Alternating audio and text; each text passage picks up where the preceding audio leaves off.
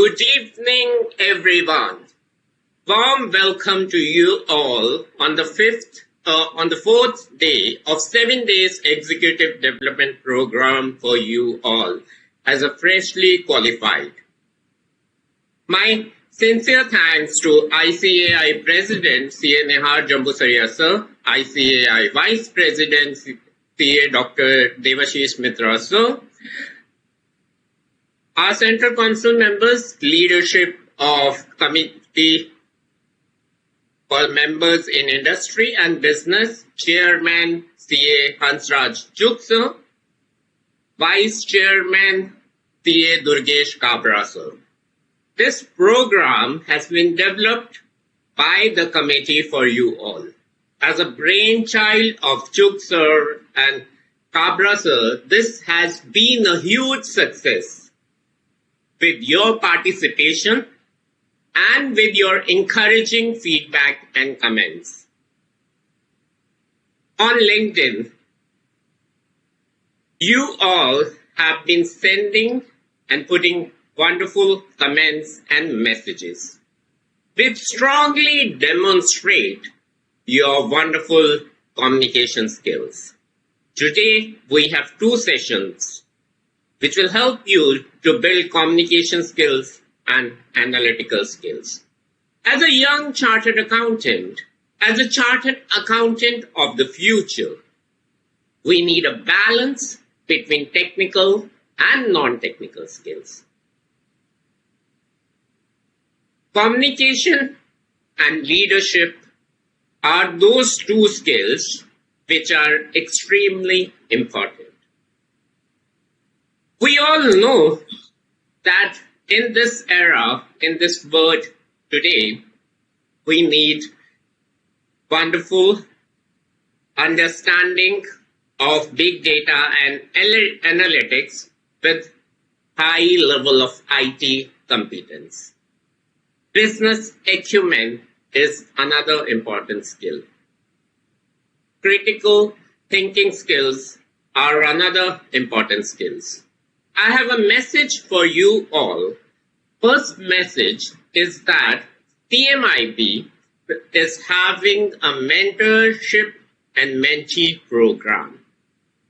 The communication of that within a couple of days will be sent to you by the committee, and request to you is that please do register as a mentee so that what you need can be made available for you.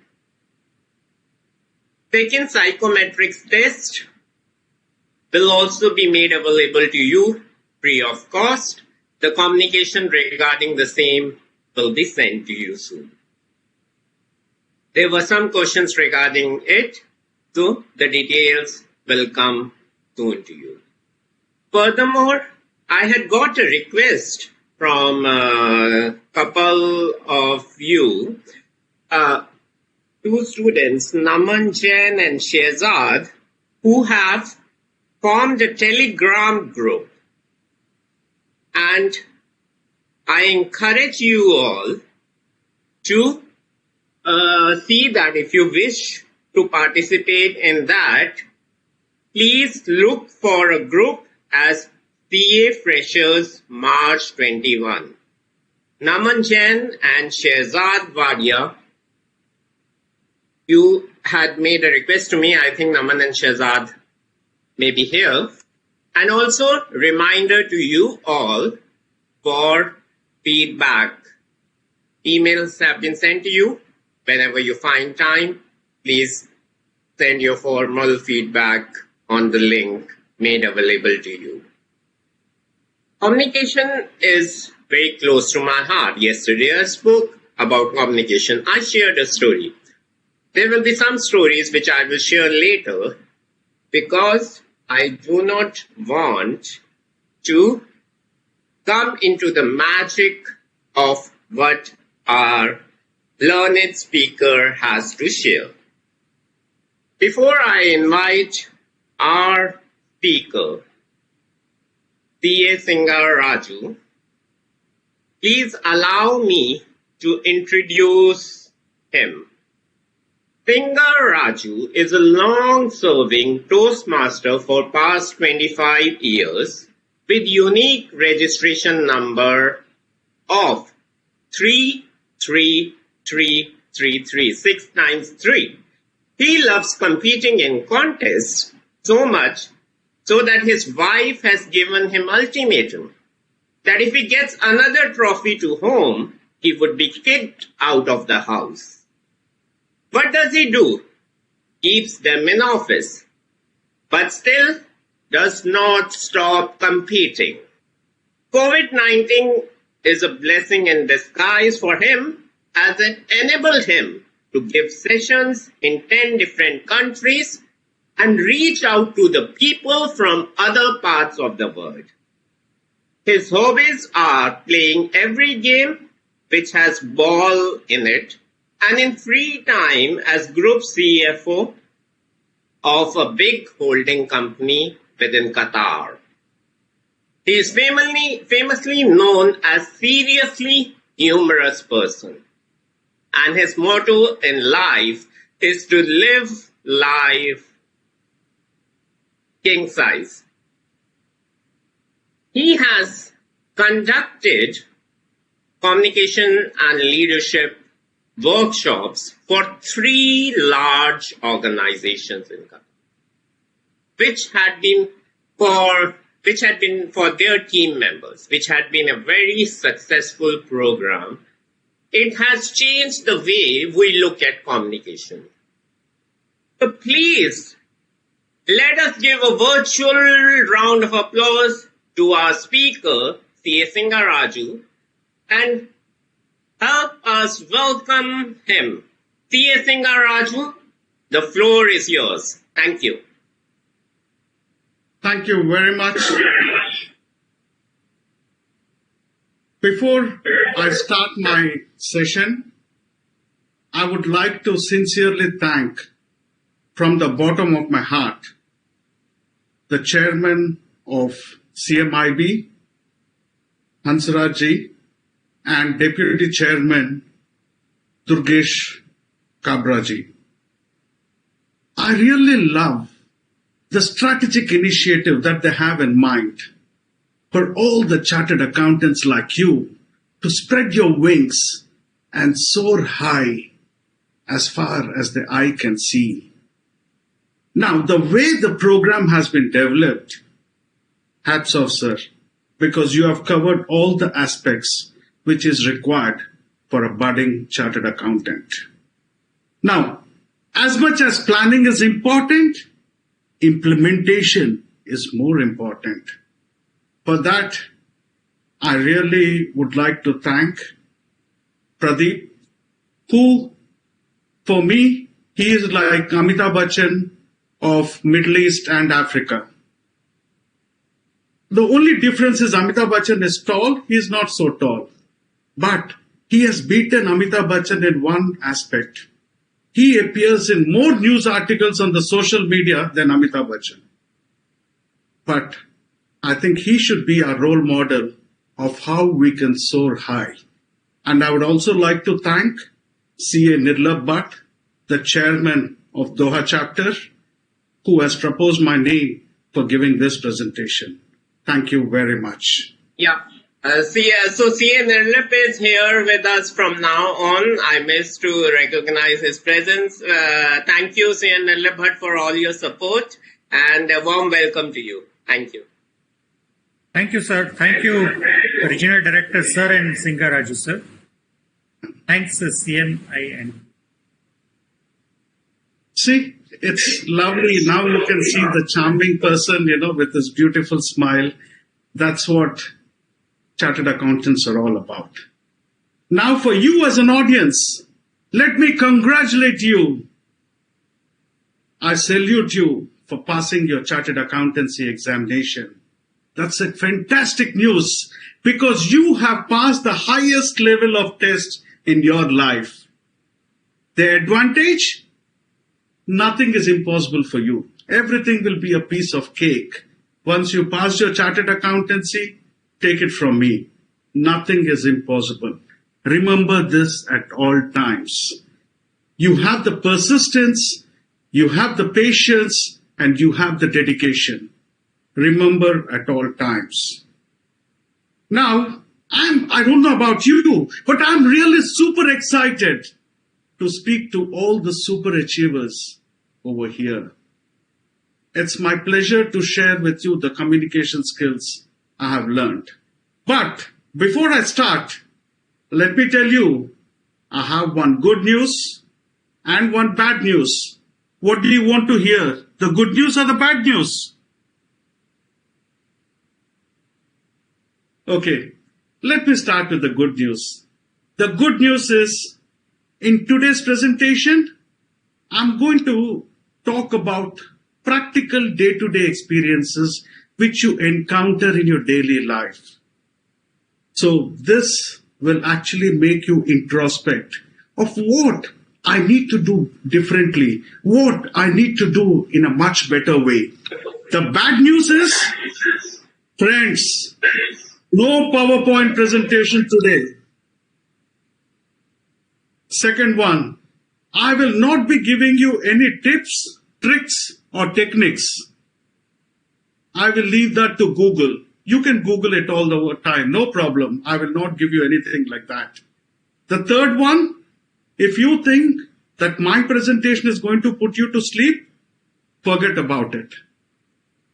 Okay, now having said all this, you might have heard about someone called, the swimming coach, fitness coach, life coach, but I'm popularly known as the disturbance coach. I will create so much disturbance in you during this presentation, after which it will ensure that you will be forced to take action which will result in reducing your disturbances in your later half of the life. Don't be bothered about, okay, there's no PowerPoint.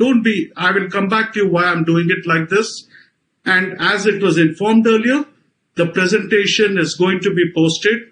You can go through the presentation, introspect yourself, and develop your own action plan. Now the interesting question, what can I expect? You might be asking yourself, what can I expect from this presentation? Well, there are a lot of things. Of course, we're going to talk about communication, day-to-day experiences which we encounter in our life, extremely important. Then we are going to talk about emotional intelligence, which plays a very important role. We are also going to talk about how to appear online, because that's now the immediate future. That is the mantra, how to appear online in a more professional way. I'm going to talk about the group dynamics. Suppose you encounter some group discussions and all that, how to do it in a nice way. And then I will also talk about some, what can I say, how to actually, in an office environment, when you write emails and something, how to write in a much effective way with an impact. And there will be a Q&A, or as and when questions are there, I'm free to answer them, no problem. And then in the end, I'm going to give you an action plan, what you need to do to take yourself a step higher than what you are currently. And most importantly, I'm going to share with you a secret formula, which if you follow, it will transform your life. You're excited? I'm super excited. Okay, now we start. What I'm going to do is, I'm going to start talking about my own experiences in a short, my own life experiences. And then I'm going to tell you in the communication skills, I'm going to refer to some of my experiences in the presentation. Okay, are we ready? Story time. Here was a person if you refer back to history, you will see that there was one year where all the major disasters have happened. And that was the year I was born. My parents were so happy. They thought, oh, they were so happy, but little did they know what was bestowed, what the future bestowed for them. As a child, I was disciplined, well-behaved, and obedient child. But that was only while sleeping. Otherwise, I was full of pranks with an invisible tail. So much so that my uncle was telling my parents, if there is a price on his head, just take it without a second thought. And I also had this love-hate relationship with the teachers. The teachers used to love to hate me, and they put me down. Anything I say, no, you cannot do this. No, this cannot be done. I don't think you are confident enough to do this. This was so overwhelming, I actually labeled myself as a good-for-nothing person. But here is something very interesting. I had a unique skill which none of the students or the teachers could match, which was reading my own handwriting. And the teachers, when the examinations have come, it was a scary and nervous period. Not for me, for the teachers. They were nervous about having to look at my handwriting. They were scared where they have to correct my answer sheet. They are very smart, right, teachers? You know what they did?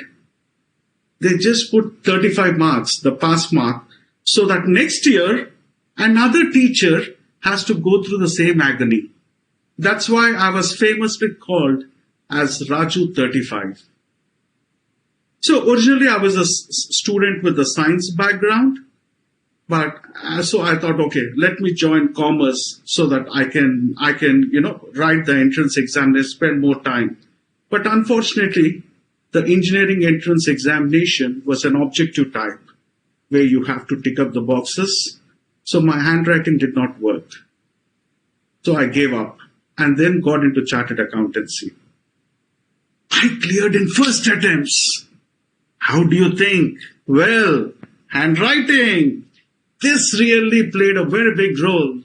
So I cleared in first attempts and then I labeled myself as Raju, you are number one. You can do anything in life. I did a lot of things after that. That gave me immense confidence. So I labeled myself Raju, the go-getter. So that is when, so this is a short brief of how Raju 35 has been transformed to Raju 100. So this is a brief history about myself. Now, what I would like all of you to do is, I would like you to answer a question. Suppose you get into a job, right? So just a short sentence, not a big paragraph, just a short sentence. How will you impress your boss? How will you impress your boss? Right? So just write a short line, probably 3 or 4 words, just one sentence, that's fine. I will come back to it at a later stage. Now, my second question to all of you is, what are communication skills? What do you think it takes to be an effective communicator? Think about it. Now, let me tell you, communication is the simplest thing in this whole world. Did you understand what I told you just now?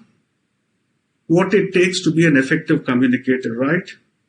I said that and you understood from your side. That's communication, that's it. But unfortunately, human beings have this unique ability to make simple things very complex. What will the other person think if I say like this? My English is not good. What about grammarian or, the similes, metaphors? Am I communicating in the right way? So these things crop up, and that is where the complication arises. Now, to speak about communication, there's a famous rule which says 7% is verbal and 93% is non-verbal. Think about it. This is something which C.A. Girish Jain has already touched about it in his presentation. And remember the first speaker, Gul, when she spoke about HR, she said, number one reason to be a successful person is communication. So important. And personally for me, oh my God, I can never forget this. During my college days, there was a beautiful girl. I was on good terms with her. We used to talk on daily basis. I was in love with her. But somehow in between, my parents had to shift to another place. You might have the best of technology, best of everything, but still, never trust technology. Trust yourself. Trust yourself. Because that you yourself can make a difference to your life, not someone else. So now the thing is, there was an option. I could have used AirPods when I was speaking so that the voice clarity would be better. But I actually experienced it. I thought I was listening, but unfortunately the AirPods stopped in between. Something similar to what's happening now. Okay, now we come back to the rule of 93 versus 7. 7 is verbal, 38% voice, and 55% is body language. I will come to the details of it at a later stage. As Raju sir, I have a message here. Students had typed. They said that their video had got stuck when you told that your parents moved to another place. So it seems that some of you might have missed your story. Yeah, okay. I believe that now it's fine. So participants, you can reconfirm that it's fine. If any issue comes up, you can let us know. Yeah. Sure. Thank you. Thank you very much. So no problem. We better get used to all this. Disruptions only make us stronger and vibrant. Okay, now coming back to the case, there was my girlfriend where we were neighbors and I was in love with her. We used to talk on daily basis. And after some time, my parents got transferred. I was not in touch with her. Those days, emails and all that was not there as it is now. And then what happened is,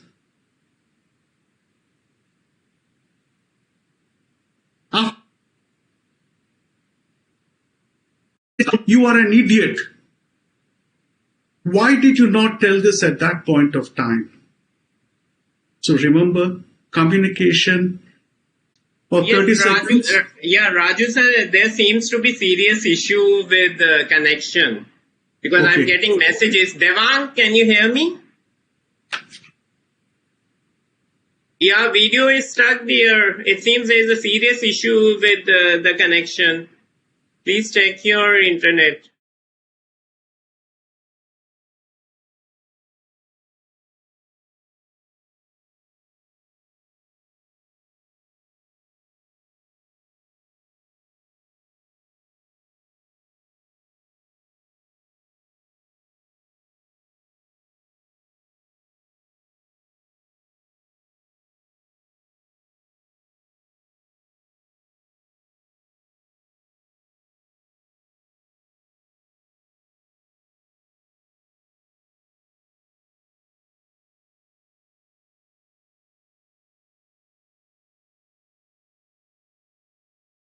Link if this issue is there.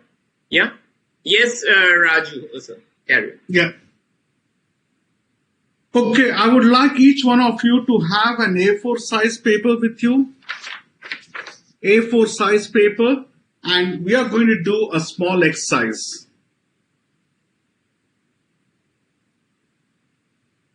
Okay, I now assume that every one of you has it. So what I want you to do is, I just want you to follow my instructions. That's it. Just follow blindly the instructions that I give you. Right? So what I want you to do is, I would like you to fold your paper. Fold your paper like this. Yeah, Raju sir, can you start with the exercise again, because some of the students were re-logging in and they missed it. Okay. Fine. No start from this exercise, from the first step. Sure. What I would like each one of you to do is take an A4 size paper and just follow the simple instructions that I give you. That's it. It's very simple. Okay. So what I would like you to do is just fold your paper like this. Fold your paper like this, right? And I would like you to tear the right hand side part of it. Just tear a piece of paper on the right hand side. Yeah. Now I would like you to fold it one more time. One more time like this, and then what I would like you, so you have, I repeat once again, tear on the right hand side, and then I would like you to tear on the left hand side, your left hand side, not my left hand side. Okay? Left hand side, and again fold it in another way, one more half, and then tear on the right hand side. Okay, done? So this is what you have in your hand, right? I presume you followed all the instructions that I've given you. Now, because you have followed all the instructions that I gave you, both of us should have the same result, right? So let's open it. Let's open our paper and see if both of us have the same result. Open your paper, and did you get something like this? Did you get something like this?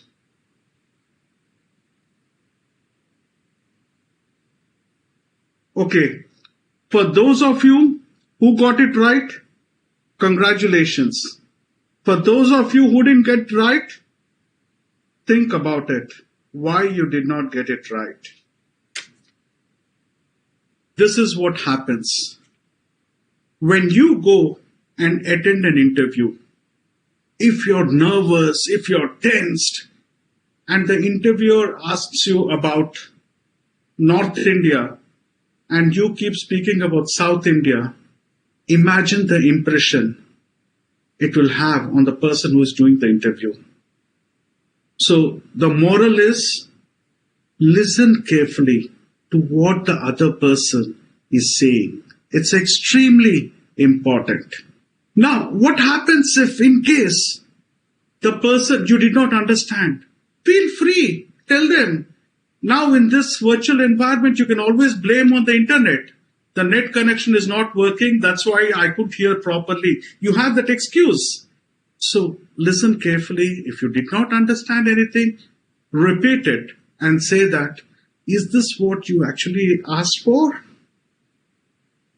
So it's extremely important to better get it right before you answer. Remember the 3-step formula I told you? When you're listening, be silent. When you receive the information, process it inside your mind and then respond. Don't just jump into the no one will appreciate for your quick answer. Take your time. Take a deep breath. Enjoy the moment. The moment is yours. So do it, and then you will learn from your experiences. Now, what happens? The general day-to-day expressions what we face is, we will come across some people, we ask something, they will say something else, right? Some people have this problem of verbal diarrhea. They only speak. That time what you do is just the opposite.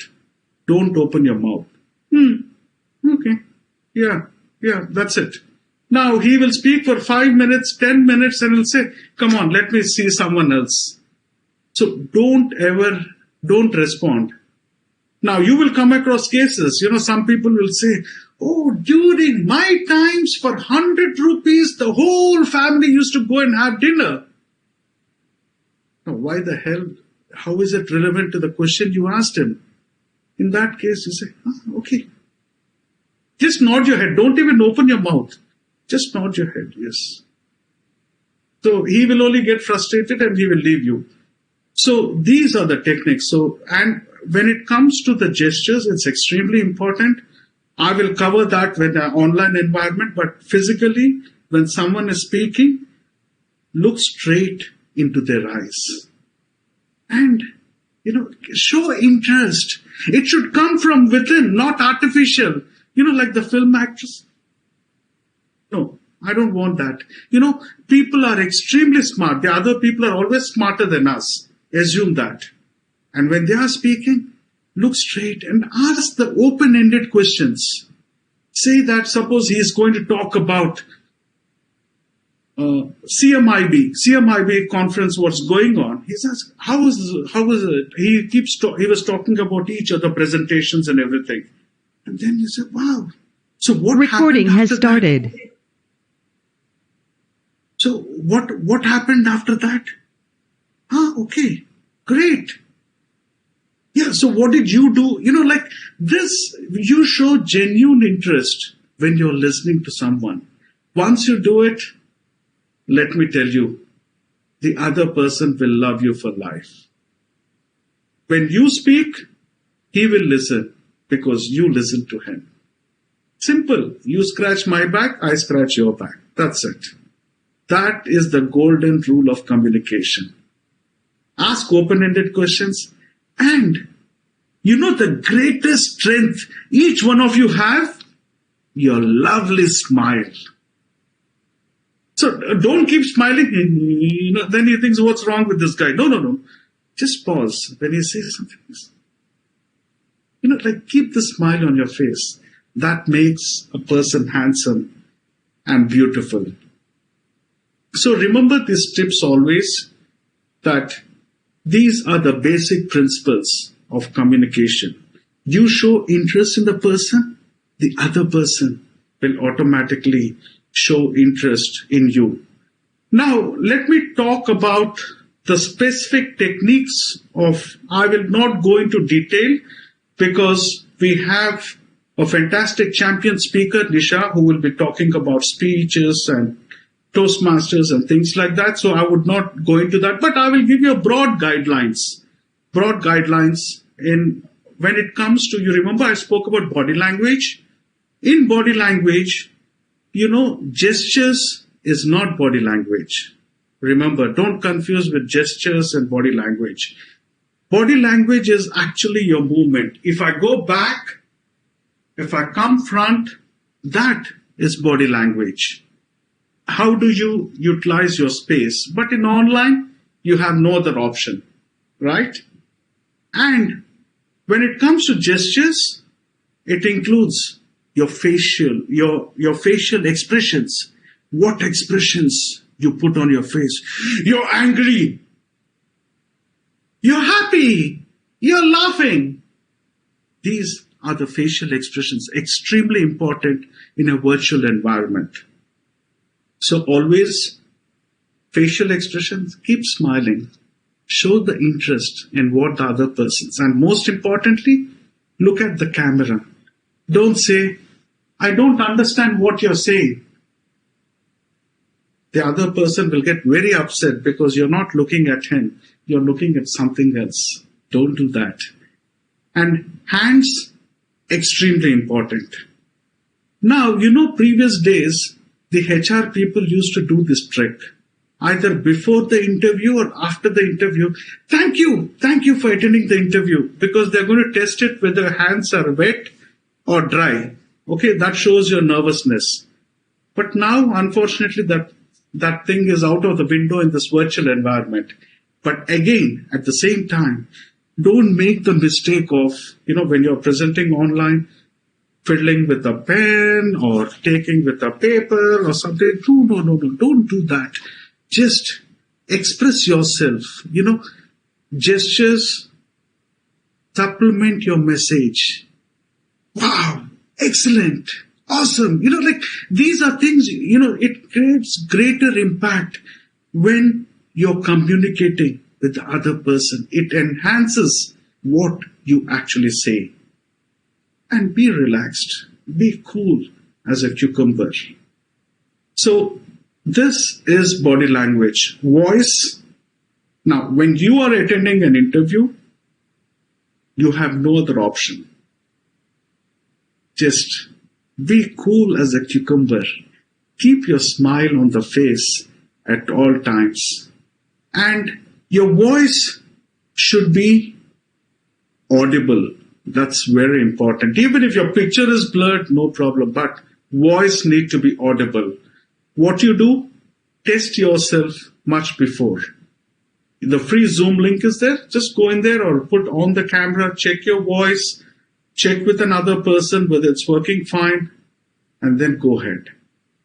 And most important thing, before you join an online, just confirm with them. Am I visible? Am I audible? Just to ensure they will appreciate it, because you are getting into details. Very important. In fact, this is what I did when I just logged into the session. I was asking Pradeep, am I visible? Am I audible? Unfortunately, this is a situation. It's not, how are you? How are you doing? No. Am I visible? Am I audible? That is the tagline. Don't forget. Because if the person can't see you or if the person can't hear you, you might have spoken something brilliant. But if your voice is not heard, and how will you know that? Simple. Like, look at their expressions. Okay. If they're expressing like this, and this is the major issue I found, when I've interviewed several chartered accountants. They have knowledge. They're very knowledgeable. But when it comes to communication skills, how you present yourself, that's where we tend to plateau. Okay, it's not in the curriculum or no one has told us. That's fine. But now we are in a virtual world. You can connect to anyone at any part of the world. So, very important. Just be true to yourself. Remember this formula, what I'm telling you. It's called H.A.I. Remember this acronym, H.A.I. Honest. Of course, all chartered accountants are honest. That goes without saying. Otherwise, you wouldn't have passed the ethics paper and CA exams. A, authentic. You're genuine. People need to get that feeling. That's important. When you speak from your heart, language doesn't matter. Other person will understand automatically. Language of the heart is much important than your verbal words. I stands for integrity. Can I trust you? Can I rely on you? Can I count on you? Think about it. These are the 3 questions which you need to convince the other person. Give some stories, give examples. When you're doing a preparation for an interview, give examples covering these areas. Take my word, you will be selected. Because that's what, see, interviewers are not bothered about whether right, wrong answer, anything, but they look at what is the confidence you display. when you actually reply back to them.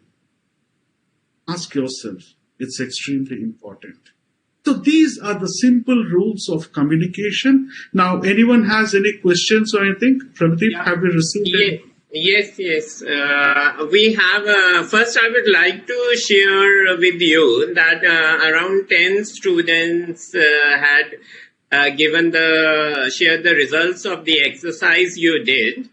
And out of that, two, Ketan and Shirisha said that they got it right. Ketan had just a little difference in shapes, and Shirisha said that it was perfectly fine for her. And so we have few questions which I will share with you now so that you can answer. Yeah. Shrishti is asking, sometimes the seniors talk way too much. So, what can be the answer for that? I believe she's saying when someone else is talking too much, then how to counter it, I believe. Yeah, so if you can help her overcome this. Yeah, you answered this. Now, Pradeep is getting pissed off with me. He's saying, why is Raju not opening his mouth? Yeah. So that is exactly what you need to do. When you come across these people, see, you should actually thank them because they are enabling you to be a better person. If you imagine a world where everyone is the same, everyone is happily accepted. No. That's not a right place. When you have a situation where people are talking a lot, all you need to do is respectfully, don't open your mouth. That is the answer. Yes, Prabhu. Yeah. Yes. So next question is, she further asks that how to control nervousness while facing an online interview. I think this you have already answered. If anything you have, you can share. Yeah, okay. It's an excellent question. I think this is relevant for almost every one of you.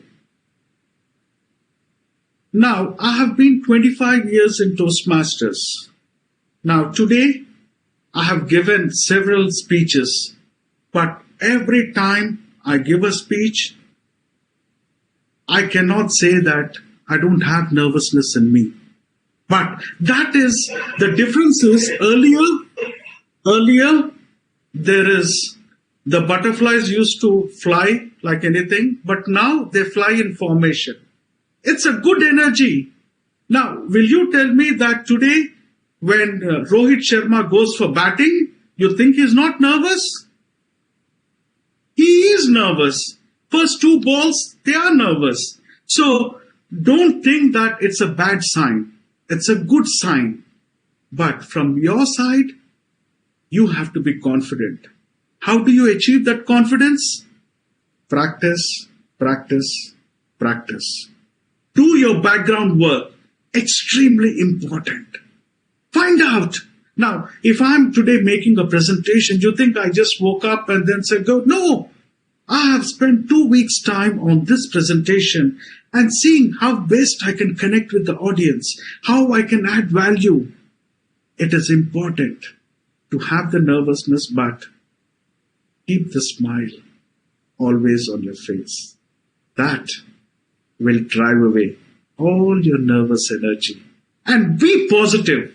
Extremely important.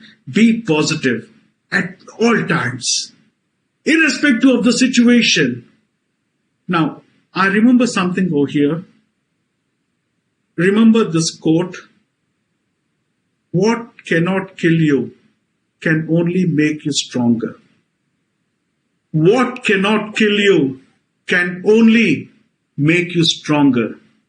Remember this at all times.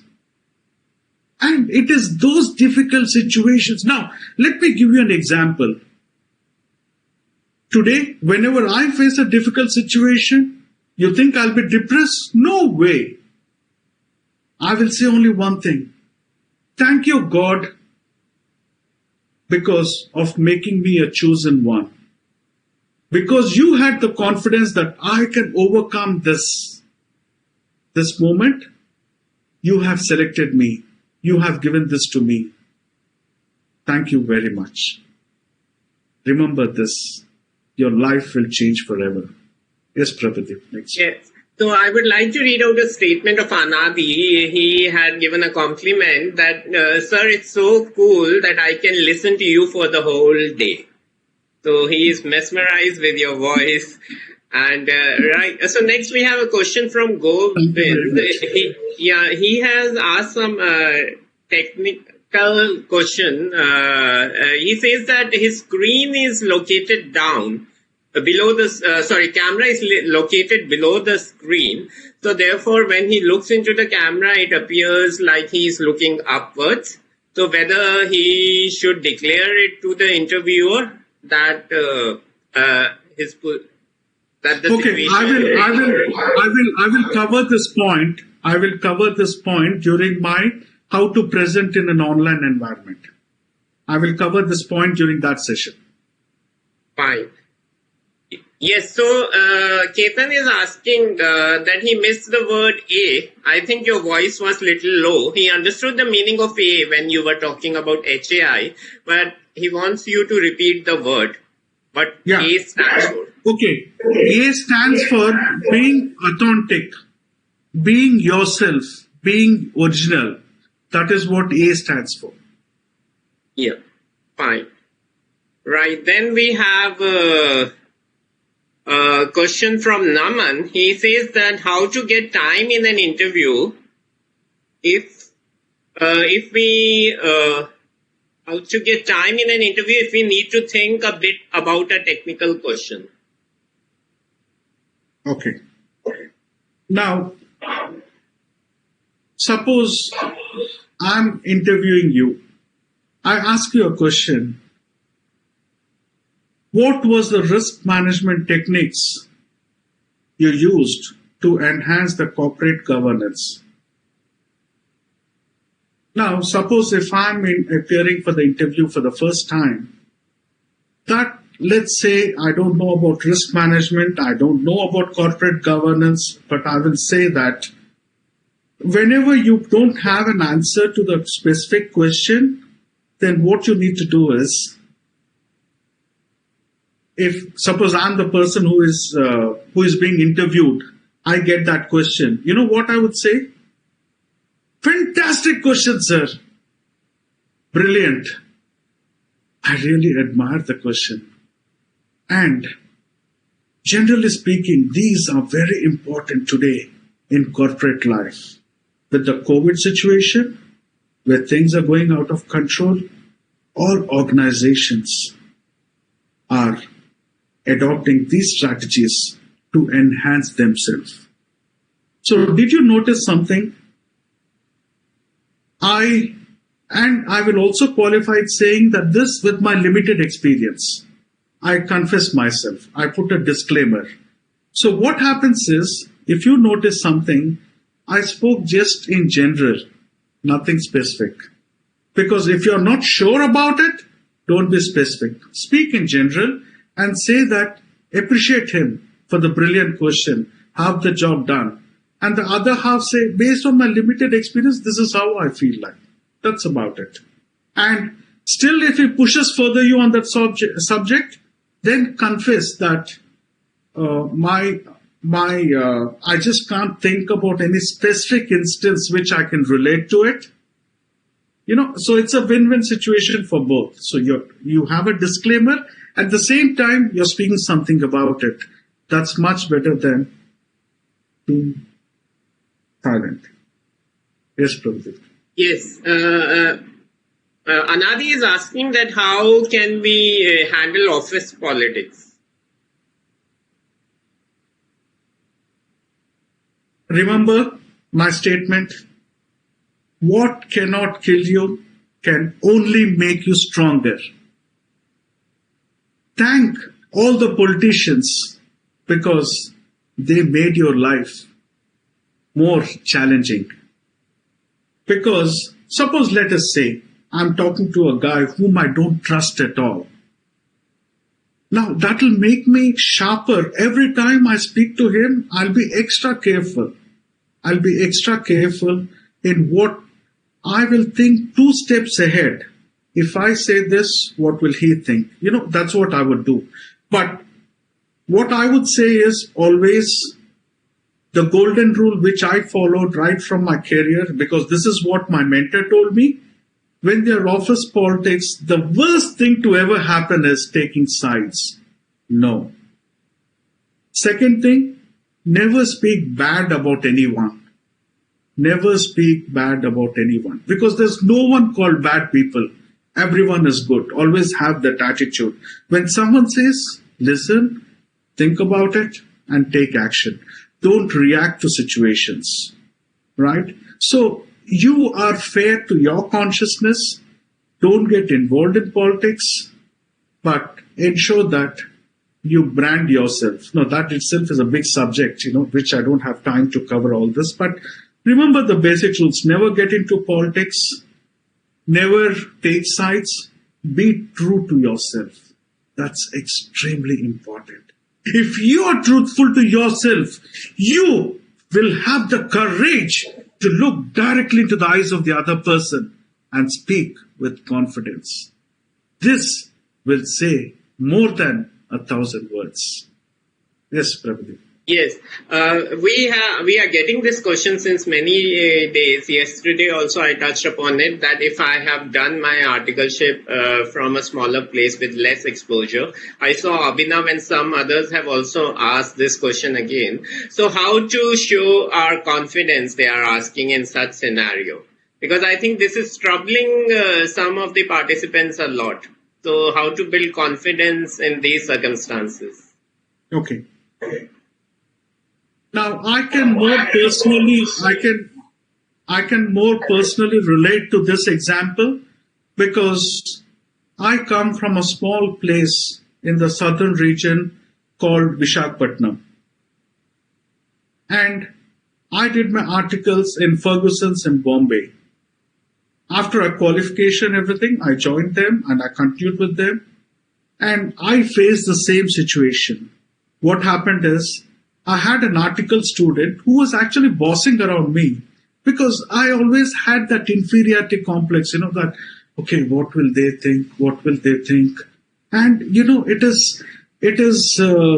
they used to, and they are, Bombay, like how people are so open during those days, they were extremely, like extroverts when they express things, they make ensure that they make a point in whatever they speak.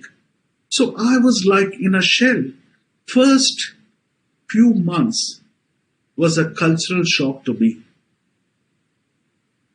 Then I spoke to my mentor. I said, my friend, and who was a senior, he said, look, Raju, don't worry. Be always truthful to yourself. And whenever you feel low, you have no right to feel low in the first place. Because remember the first statement I said? There is some greatness in all of you. Otherwise, you wouldn't have passed the CA exam unless you had the dedication, persistence, and hard work. That made you successful, right? Remember, each one of you have a greatness within you. Now, how can you transform? I would give you a quick solution. I can speak for hours on the subject, but I want to keep it short. A solution for this is, like I did, have a mentor. Choose someone to be a coach for you so that you can approach them with your problems like you approach for a doctor. Have someone to mentor you at all times. Now, if you feel that you're not getting the desired benefits, change the mentor. Take someone you're comfortable with. It could be anyone. So do that, and I will share my contact details. If you want to further dwell on this subject, I'm happy to discuss with each one of you. Yes, Prabhudeep. Yes, Shrishti is asking that if you can help give some examples on how to demonstrate integrity during interview. Now, if I go to an interview and say that I am a person with high level of integrity, then you know what the other person will think? This guy is a rogue. Because people who are honest, who have a high level of integrity will not say. So don't ever say that you have high integrity and all that. What you can do is, you can communicate the same thing to them in an indirect way. Like, speak about yourself. Suppose they say, speak about yourself. Then you can say that, I idolize my father, a person with high integrity. Come what may, that is something which is so dear to me, which I hold in high esteem. So directly you're not talking about integrity, but indirectly you're telling them that, look, I cherish that value too much. And or otherwise, another option could be, in the values which I have, these are the values I cherish in my life. Honesty, integrity, and authenticity. You can say this. These are the, so indirectly you're telling them that, integrity plays a very important role. Yes. Yes, Shehzad has put a point. I believe everyone will need a clarity on this. When you said that if someone is talking too much, then what kind of a behavior we can demonstrate. But I think those kind of situations he means to ask if it's there in interview, which I believe won't be there, that interviewer, when he is asking a question, he will have to put a direct question. So his concern is that the other person should not feel offended. So therefore, if you can put a clarity on it with regard to the interview. Fine. Very good point. Very good point. I'm really so excited. I love you all, guys, because you're coming up with the right questions. This point, if you come across, suppose I'm interviewing you, I talk a lot about something. You have no other option than look straight into my eyes and ask open-ended questions.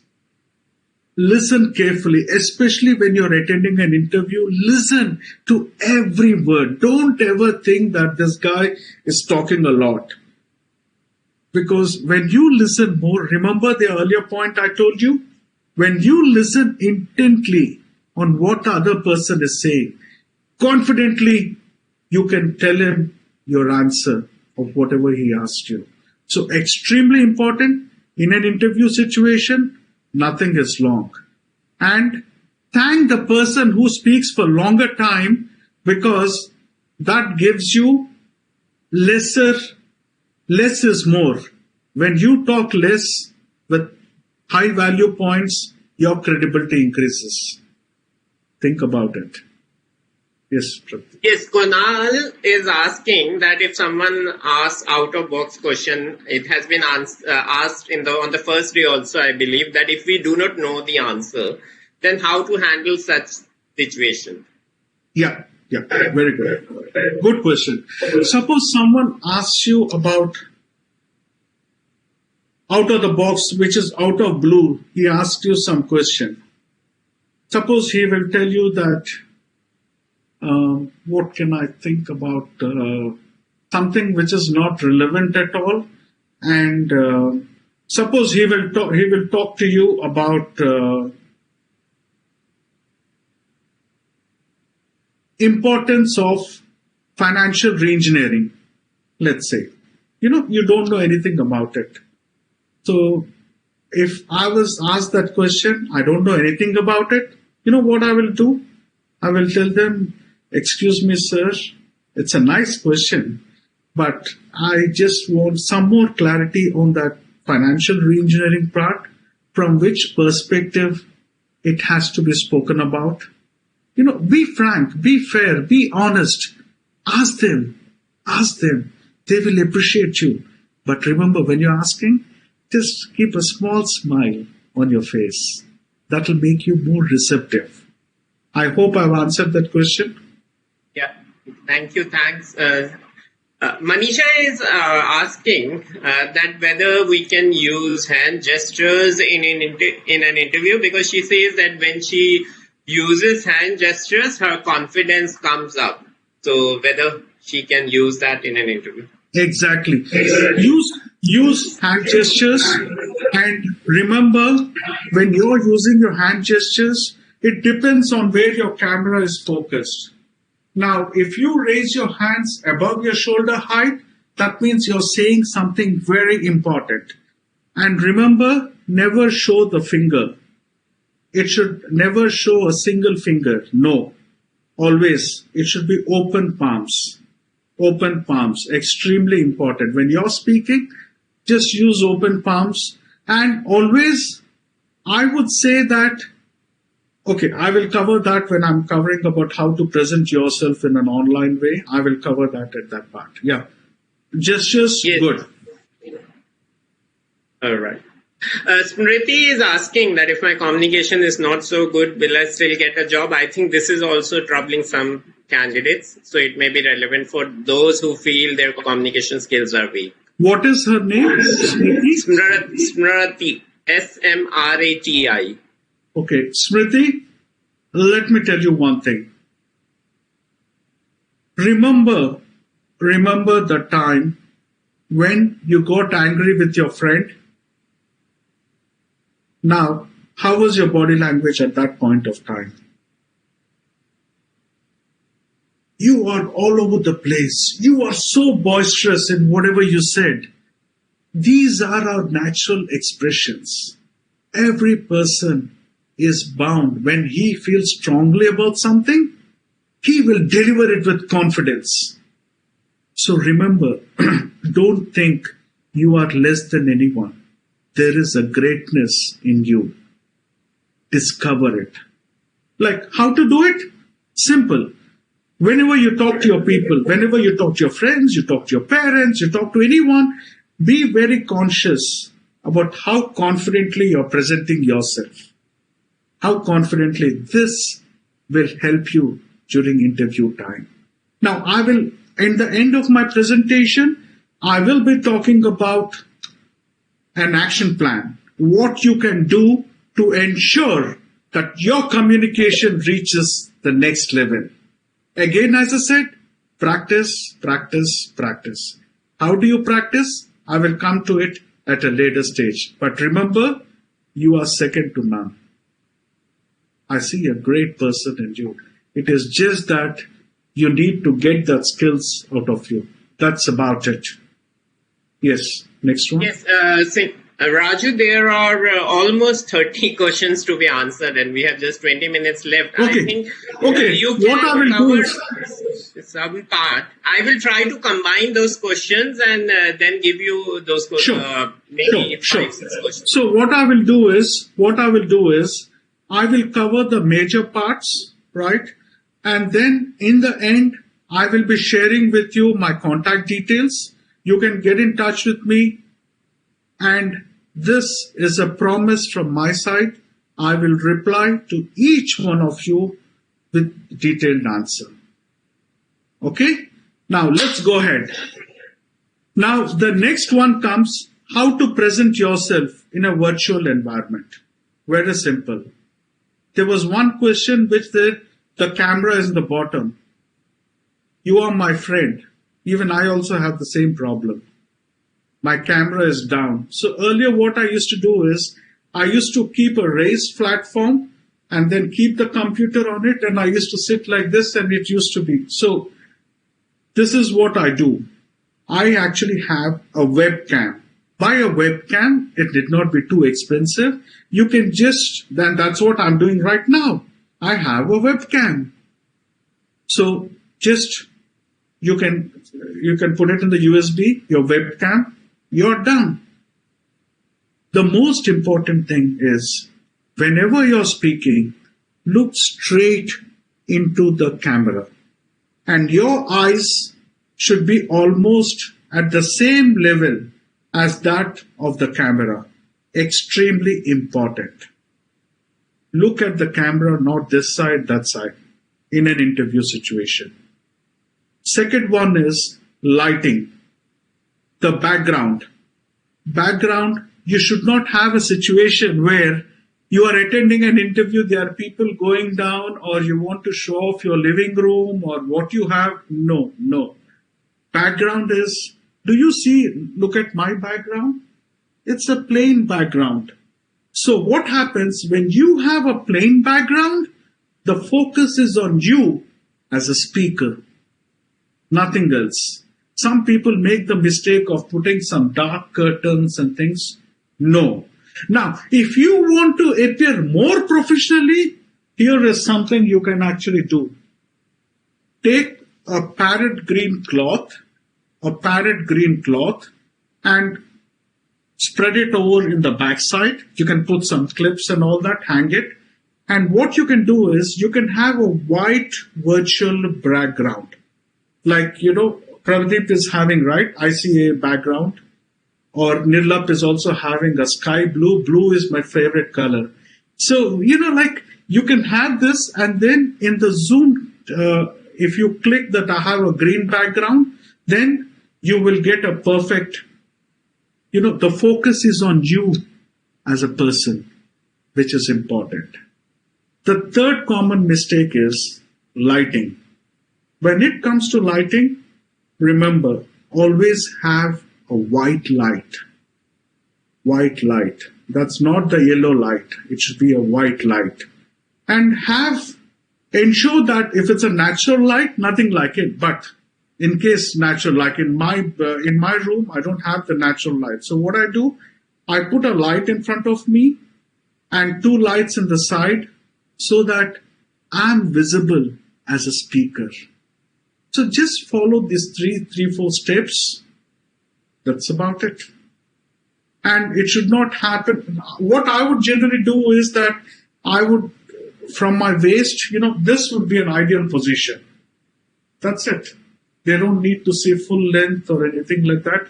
Because now you see in this position, I'm occupying about 60% of the stream. That's it. They just want to speak to me. That's it. So these are some of the tips for an online. It's not expensive. It's pretty cheap. Just get a light, a white light, not the yellow light. And there you have it. You're all set. And most importantly, your internet connection. Have a stable connection in place, which is important.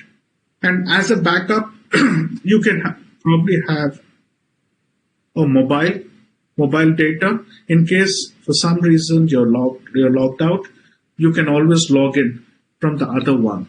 So these are some simple tips. And still, if you have any further doubts, I'm happy to clarify. Now, I would like to talk about the next subject, which is written communication.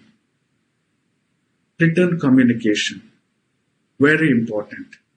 Like, I'm surprised. I've received some mails, for the newly qualified chartered accountants. Even in the mail, it doesn't follow a logical sequence. It's all over the place. So it's extremely important that they should be, remember, OBC. Opening, body, conclusion. Now, in the opening, acknowledge the receipt of the mail, and if there's any previous communications, you can refer to that. And in the body, what you need to do is, if you have 4 points, mention 1, 2, 3, 4. Write it by points.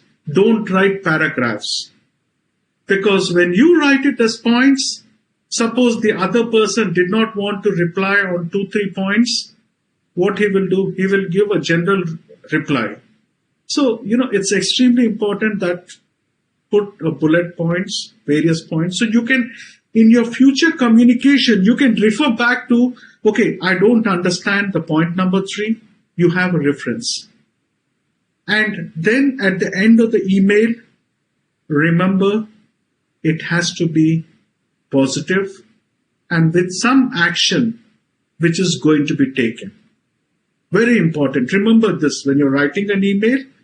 First, have an introductory with something positive and mention that of any previous references that were there.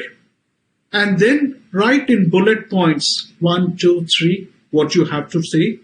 And then finally, with an action plan and on a positive note. Remember, don't ever write anything negative when you're writing an email. Extremely important. Even if suppose someone does something which you don't like, you want to mention it. You say that, for example, let's say, since I can see Nirlap on the stream, I will take his example. He writes, he accuses me of something, okay? Then I want to make a formal protest. I will say that I should not say, oh, what Nirlap is saying is wrong. It's not correct. It's not, no. It should never be like that. What I will do is, in my reply, I will say, from my understanding, okay, this is what happened. I have been accused of being so and so. However, from my perspective, I never had the intention of that situation being like that. If I've hurt someone, I'm sorry. That's about it. But I never had the intention of doing it like that. So you are being positive even for a negative situation. So remember always, no negative statements in emails. And emails, keep it short. And one more important point I forgot to tell you. Remember, written English is totally different from spoken English. Written English is totally different from spoken English. If I want to write a speech, which I want to give, I cannot write it as an email. I have to make it more conversational. I have to make it in an active voice. I have to put short sentences. That's what I need to do. But if I'm writing an email, of course, I have to be short, but I have to be positive. Keep it as short as possible because both are two different things. Okay. Yeah, Now, Raju, there is one very critical question. Dharma has asked, when anyone is wearing glasses and we have kept the light, it will reflect in the glasses. So how to manage that situation?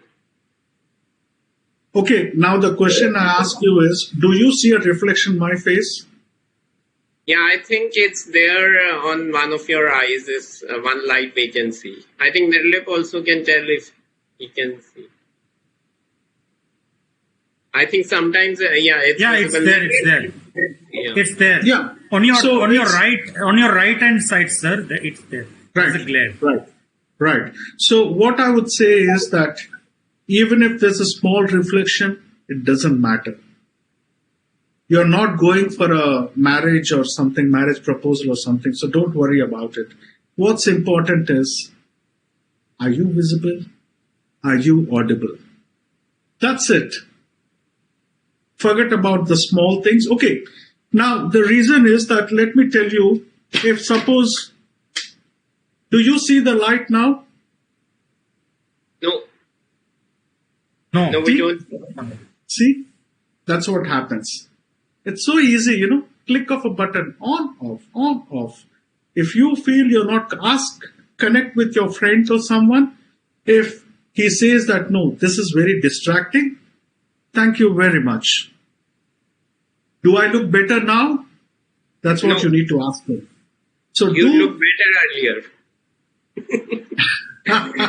Yeah, correct. So see, this is what friends are for.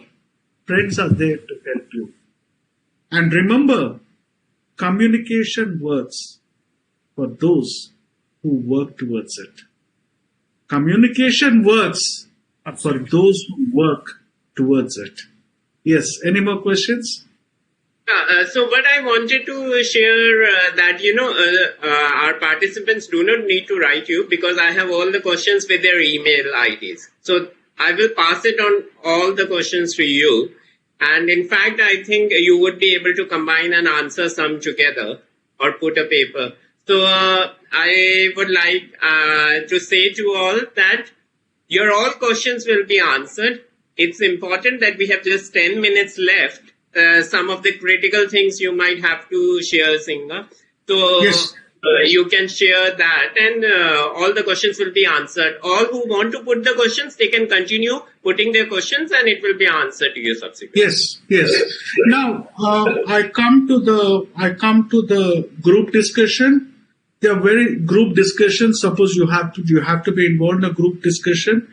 Now those who are interested can actually send your contact details because I conduct various leadership workshops. So I will put you in one of those sessions where you can actually participate and learn about it. But let me tell you in simple terms. For a group discussion, remember, we is important than I. It is the team dynamics, which the team goal is important than individual goals. Respect everyone. In a group discussion, listen to what others are saying. Don't belittle anyone. Don't speak negative. Be positive. And if you don't understand, the same rule. Repeat once again. Ask them to say, sorry, I did not understand what you said. Can you repeat once again? And remember, before you start any group discussion, have a process in your mind, have a structure, how to go about. Now, when I've done the group discussion thing, people just used to jump. No, you don't do that. What you do is say, okay, Nirlap, you will take the minutes of the meeting. You're going to record. Prabhadeep, I would like you to, delegate the task among the team because it's not who individuals are important. It is everyone. It's a common goal. Remember this, you will come out with flying colors in group discussion. Now, since we are running short of time, what I would like to do is, now I would like to go to the action plan. You might be asking, okay, now Raju has said all this. What do I do? What I would like to do is, I had enough of talking. I would like, like Nirlap, I knew him since long time. He was a very shy person but today, where is Nirlap? I knew when he was here and today he is here. Now today, if I want to talk to him, I need to have an appointment. He has grown up so much. Now let's learn from him how communication played a vital role. So I would like to welcome Nirlap to say a few words. Yeah, Nirlap, over to you. Yeah, am I audible and visible, right? Yes. Yeah. So, respected CMI and B chairs, C. Ansraj ji, Vice Chair C. Durgesh ji, Regional Director Sir Prabdeep ji, and Speaker of the Day C. Singha Raju, and also Meenakshi Sundaram Sir and DA, dear CS who aspire to enter the corporate world. So I'll just speak for 2-3 minutes only. But it's a great pleasure to interact with you all. And first of all, my congratulations to all of you that you have passed CA exams amidst the toughest scenario. So you all are champions. You all are winners. There is no reason to believe that you can't succeed in life on any single parameter. Believe me. Because this is the time when the world is facing an unprecedented challenge. Okay. How about communication? What can I say? But it's a well-proven fact, friends, that the leaders are great communicators. Winston Churchill, Barack Obama, Nelson Mandela, you name it, Steve Jobs, or Honorable PM Narendra Modi sir, they can reach to the mass, prove the point, build the rapport with diverse set of people. Coming to the CA, Chartered Accountant degree is a lifelong. You earned the degree with an immense, I would say, talent, hard work and knowledge. So you are well recognized and you will be recognized your last breath. There is no doubt about it. But then the stark reality is that we have seen some CAs who are quite successful. Some CAs were not so successful. All are around us. Why is it so? Why there are some CA who will be climb the corporate ladder so quickly? Why there are some CAs within themselves thinking? If you know this point, now this is the most critical point. If you know the reason of it at this juncture of your professional career, 100% you will be amongst the first set of people who will be able to climb the ladder very quickly. But what is the difference? Is the communication and leadership skills, presentation skills. In today's tough scenario, corporate world is quite cruel. Let me be very frank with you, and quite competitive. Not only to thrive, but even to survive, you need a good soft skills. Singaraju sir said, quite kindly said that, I was here and now I am here, but I was even below what he mentioned. To answer some of your queries, not to answer, but to include in my point. I am from a very small town of Gujarat, Jamnagar, having just population of 5 lakhs. I didn't clear my CA at first attempt. Okay, but then I resonate with the point, and I didn't study in English medium. But now you are listening me and you can judge me, right? I studied throughout in Gujarati medium. Then I consider myself, and few friends like Singaraju said that I am successful. Why? Because communication works for those who work for you. It's only because of the communication, presentation and leadership skills. CA Prabdipji rightly mentioned that if you have, given some number of attempts, compensate the number of attempts with a solid experience. CA Girish Jain said, with reference to communication also, social media is extremely important. What you share on social media, be mindful of it. Because you've chosen to share it, you're reflecting yourselves on it. It's extremely important. All the facets of communication skills are very important, friends. But for me, especially for CS, and what have actually worked for me is the listening skills and time management. This is very important. They say that the biggest illusion about the communication is what? That it has taken place. That's what George Bernard Shaw said. Do we actually listen to understand, or we listen to reply? Now this is extremely important in your interviews also. Do not at any cost interrupt the interviewer, howsoever long his question will be. The one who listens, this is extremely important quote for life, and I am learning from it. The one who listens, he or she commands domination, not the one who says. As a CA, we are required to take a lot of decisions, guide the people, mentor the people. It's very important to have the listening skills. Written communication is as critical as oral communication. Both go hand in hand. You will be asked to prepare a project report in corporate work. What will you do if you don't have written communication? Very important. Iconic CA Amit Arora is exemplified. Why CA means challenge accepted. So now you can probably resonate what all the past speakers have said, and what Singaraju sir has also always been saying. So my, not advice, but a friendly suggestion to you all is that take a cue from this suggestion that communication skills work only for those who work from them. It is the single most pivotal factor, probably, which will distinguish between the successful chartered accountants and those who are not successful. What we say, to conclude my brief perspective, is that what we say, when a child is born, we said that first 3 years or first couple of years of the child is extremely important for the development of their brain, and that will set a pillar for the rest of his or her life. Similarly, your articleship and first couple of years of your whole career are extremely important. Choose them wisely. Face the market as a very solid product, and that's how you will be successful. I'm serving as as you all know, maybe the chairperson of Doha chapter of ICAI. which is the oldest amongst the 40 overseas chapters. All our contact detail and everything are there in the website. We do number of events, international conference, CPE sessions, motivational sessions, thematic events, career counseling events, guidance to the young chartered accountants. You may always reach out to us directly or through Prabdeep sir also.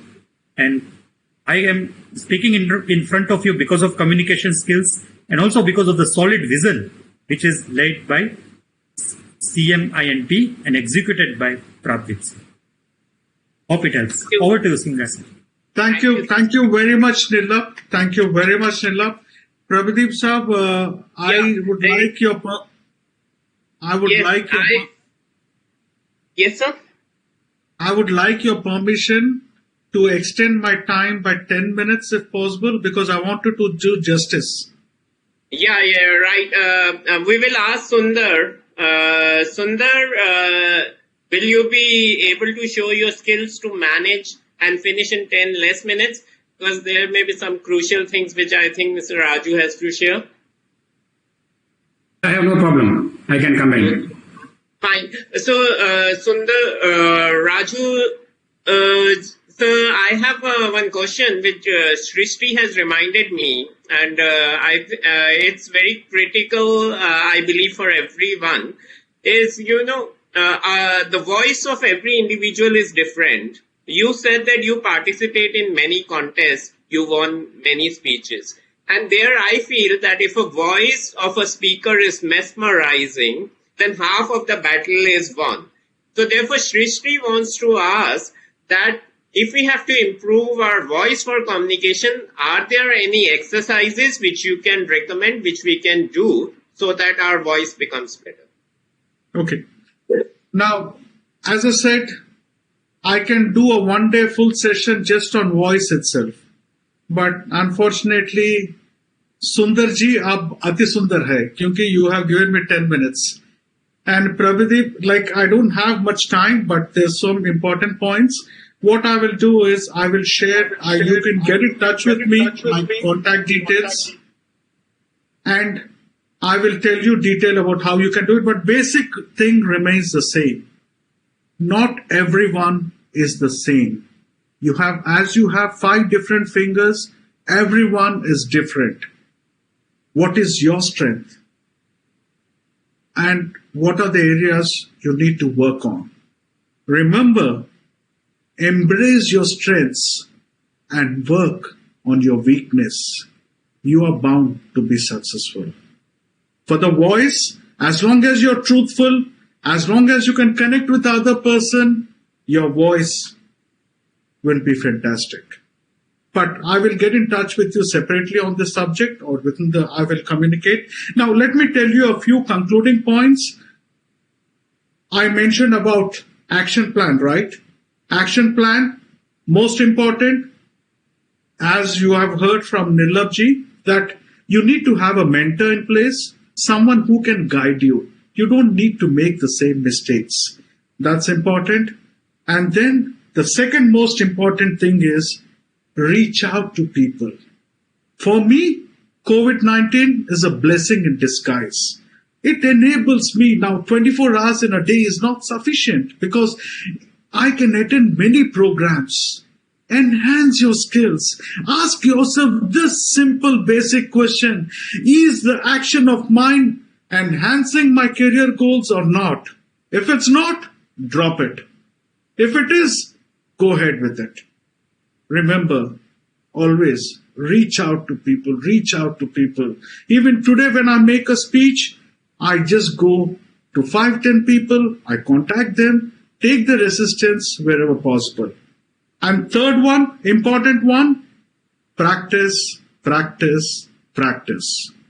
Till you reach a stage where you say, this is perfect.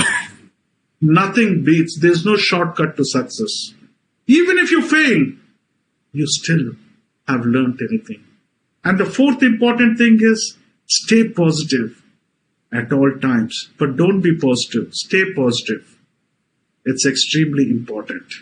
Always, whatever happens, take it in a positive way. Never speak ill of anyone. And don't think that I'm greater than... No, nothing. Be humble. stay grounded, and be positive at all times. Remember, I told you I'm going to share a secret formula by which your life will go through a remarkable change. My secret formula is BAG. B-A-G. Just follow this formula. A, B for belief, A for action, G for growth. What does it mean? It means simple. First, have a belief. Yes, I can do it. Have that belief. Don't say I can't. Say be positive. I can do it.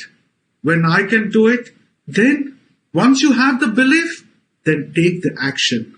Take the action what is required, and automatically you will grow up in your life.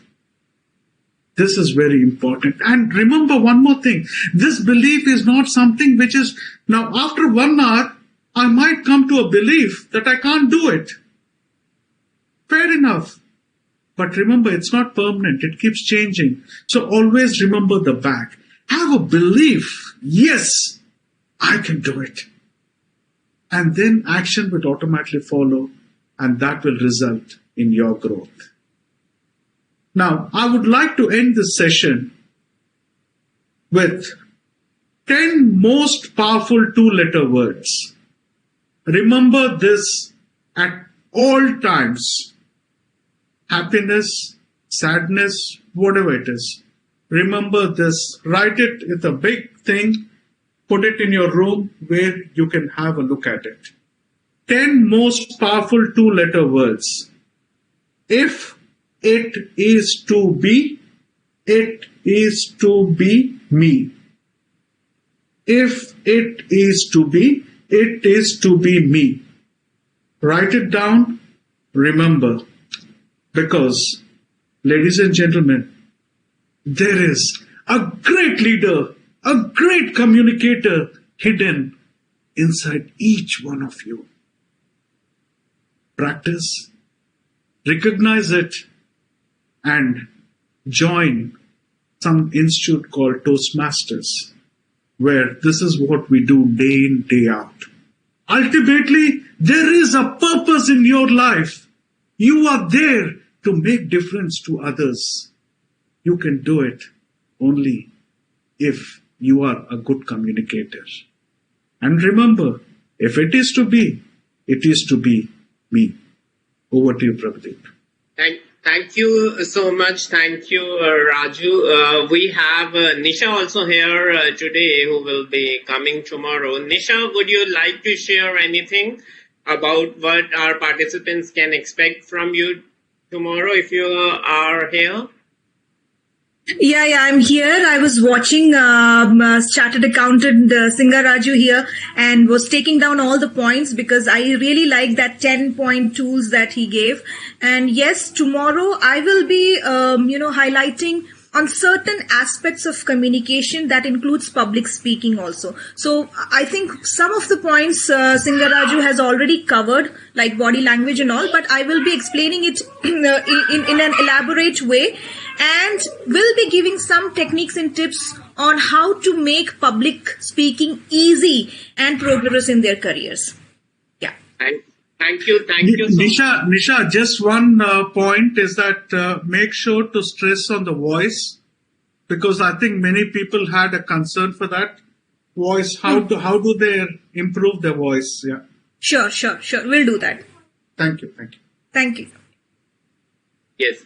So, thank you so much. Thank you for your wonderful session. You gave a tip, because many have been asking how to improve communication skills. So, Toastmasters is a medium where your communication will not improve in one day. It will when you participate and actively attend the meetings and learn. I shared my story of communication with you. I'm also a Toastmaster since last 8 years.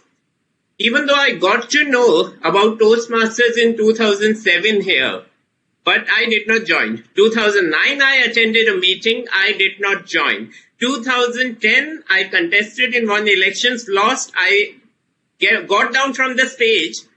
My friend tells me join Toastmasters. I did not join. 2012, I joined Toastmasters, and when I joined with 20 people by forming a Toastmasters club. And how it changed me, there are many filler words which we use, and it breaks our confidence. There was one filler word, means like, which I was using very often. And when we communicate in Toastmasters, when we get opportunity to speak, the things change. We keep on improving. The time we give to it, we improve upon it. Meenakshi, who is coming next, is also a distinguished Toastmaster. Everyone is a Toastmaster, and best wishes to all of you. And thank you, sir. Thank you. Is there any last thought? Last thought, I have a request is participants are asking for your communication details. If you can spell out your email, they can make a note of it. So just open your cameras, take a screenshot.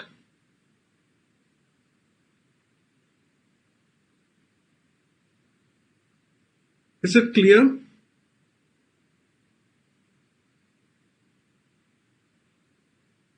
Yeah. I hope everyone has taken a picture. There was another question also regarding the presentations which have not reached to you. They will also be emailed to you. We are in process of collating it. Everything will come to you. Also, we may request Singer Raju sir to share some white papers or documents. Depending upon the questions you see, you can prepare. Then it may help every one of them. Right?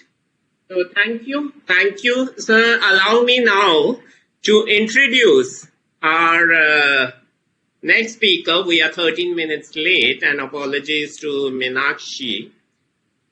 So CA Meenakshi Sundaram is a CA and management accountant with over 22 years of experience in handling management accounts, finance, taxation, and HR. He has been chairperson of Bahrain chapter of ICAI in the year 2014-15. He is a John Maxwell Team certified speaker, trainer and coach, besides Maxwell certified behavioral analyst trainer. I know Meenakshi from past 11 years when I first visited Bahrain in 2009 January. And I am a regular attendee of CA Meenakshi's trainings and workshops, which he does, like Toastmasters Singha has been doing. And I'm sure in the next 80 minutes we will be on a journey where our skills will get improved significantly. We will know that what course of action we need to take. So, Meenakshi, the floor is yours. Thank you for accepting our invitation and giving your time. Thank you, CA Pradeep, for that. Am I audible? Yes, Meenakshi. Clear. Okay. Thank you, Pradeep, for the introduction. I would like to take the opportunity to also thank CMIB Chairman, CA Hansraj Shukji, and Vice Chairman, CA Durgesh Kabraji. And before I go forward, I think you deserve a great round of applause for the massive effort that you have put in for the last few days. It's an amazing effort. Thank you, Pradeep, for that effort. Today, I want to start with a small apology. Generally, people say that you should not start your presentation with apology, but I am going to do this. You know why? Because there are many chartered accountants who are there in the audience, probably seen my name, Meenakshi Sundaram, and probably would have imagined someone as beautiful as Meenakshi Sheshadri is going to come and speak. But you're seeing a handsome hunk in front of you, so it's not my fault. Okay. Well, today I'm going to talk about building analytical skills. How we can do that, and what is analytical skill? All those I'm going to cover. Can I share my screen?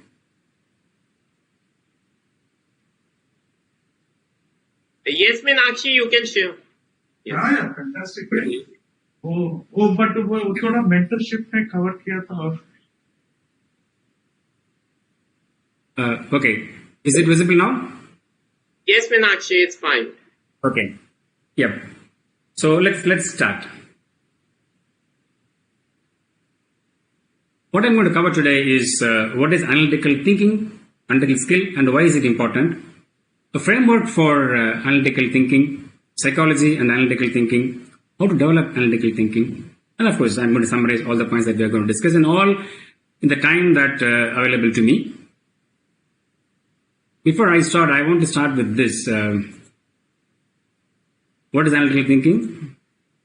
If you go by the definition, it says analytical thinking is the ability to gather and analyze information in order to understand complex situations and solve problems.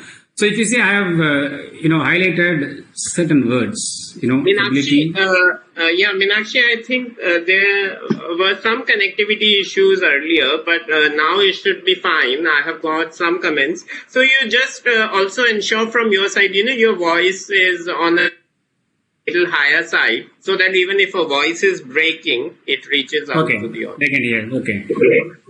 So you see, analytical thinking is the ability to gather and analyze information in order to understand complex situations and solve problems. So if you decipher the definition, you find it is an ability. It's a skill. So it's something that we can actually learn. We can develop. It's not something that you have to be born with. So everyone can develop this particular skill. Why we are doing this? It is to understand a situation and solve problems. So that's the purpose of the analytical thinking. How? By gathering and analyzing information. So this is what we get from analytical thinking. Now I want you to see this image and tell me if there is anything wrong in this image. Maybe you can put in the chat. Pradeep, probably we will give 30 seconds for them. Yes. I request all to please see the image. Any wrong things you find, you please put in a chat box so that I can share with Meenakshi. Yeah, so 30 seconds we will have for this.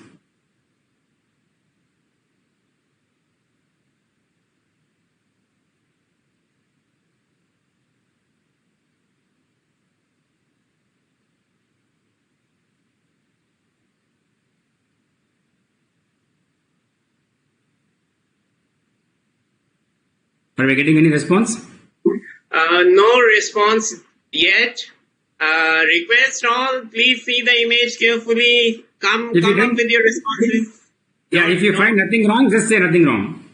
That's fine, because I think we are 30 seconds is almost getting over. Yeah, we have got couple of response. We have around 10 responses. Harneet says spelling mistake. Tanmay says population. Shehzad says it says 99 billion. Dharma says spelling is incorrect. Avinash says 99 billion served at one drive-through. McDonald's spelling is wrong. Juhi says 99 over and this is incorrect. Spelling mistake. So many have now almost. It is like I have 50 responses now. Spelling wrong. Many have it. Perfect. So this actually what happens is when you look at it, many would have missed out this spelling mistake. Because the moment we see the symbol M, our mind automatically prepares. It says, okay, that's McDonald's. So we skip that line and then go to the next line. Those who have actually could find out the mistake, well done. But generally what happens, we see the logo and our mind immediately thinks, okay, it's McDonald's. So the next line is irrelevant. And then goes to the subsequent one. So just remember how our mind works. Okay, in this image, is there anything wrong? Can you, again we'll give another 30 seconds. So now request you please comment only for the second image, not the first. Yeah, second one. image. Yeah, second image.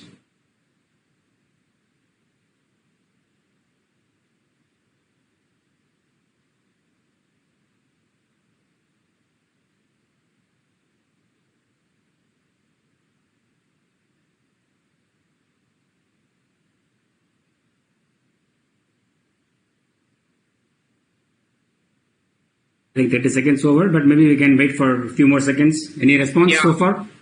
Yeah, no response. As soon as we get couple of Yeah, even if responses. you find nothing, it's fine. Just put nothing. Yeah. So if anyone has to comment on the second image where you see the cards, Juhi, Amir says black diamond cards do not exist. Perfect. Nothing Yes. is. The Okay. reflection is not there of 3 cards, no mistake. Last card should be in red color, Rahul says. Yes. So that's actually the right one, actually. But many times, what happens is when we see it, we are like our mind doesn't really identify that as a mistake. So you have to patiently see to remember that diamond is actually red in color. It doesn't really recognize that. So I just showed these two to showcase how our mind actually works. For you to understand how your mind works. So now let's go to the topic. Why analytical thinking is important? It's important to analyze and decipher any information, any situation, anything that you face in your life. It's critical that you analyze it properly. So that's why you need to have the analytical thinking capability and to solve complex problems. Because as chartered accountants, analysis is our core strength. We have been doing it. You have been doing it in your articleship.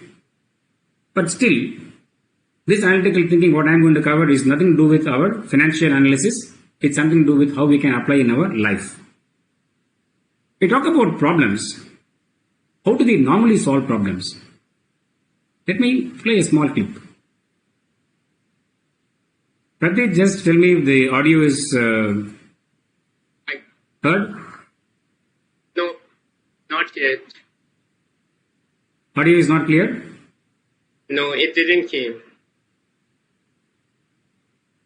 Now? Yeah, now.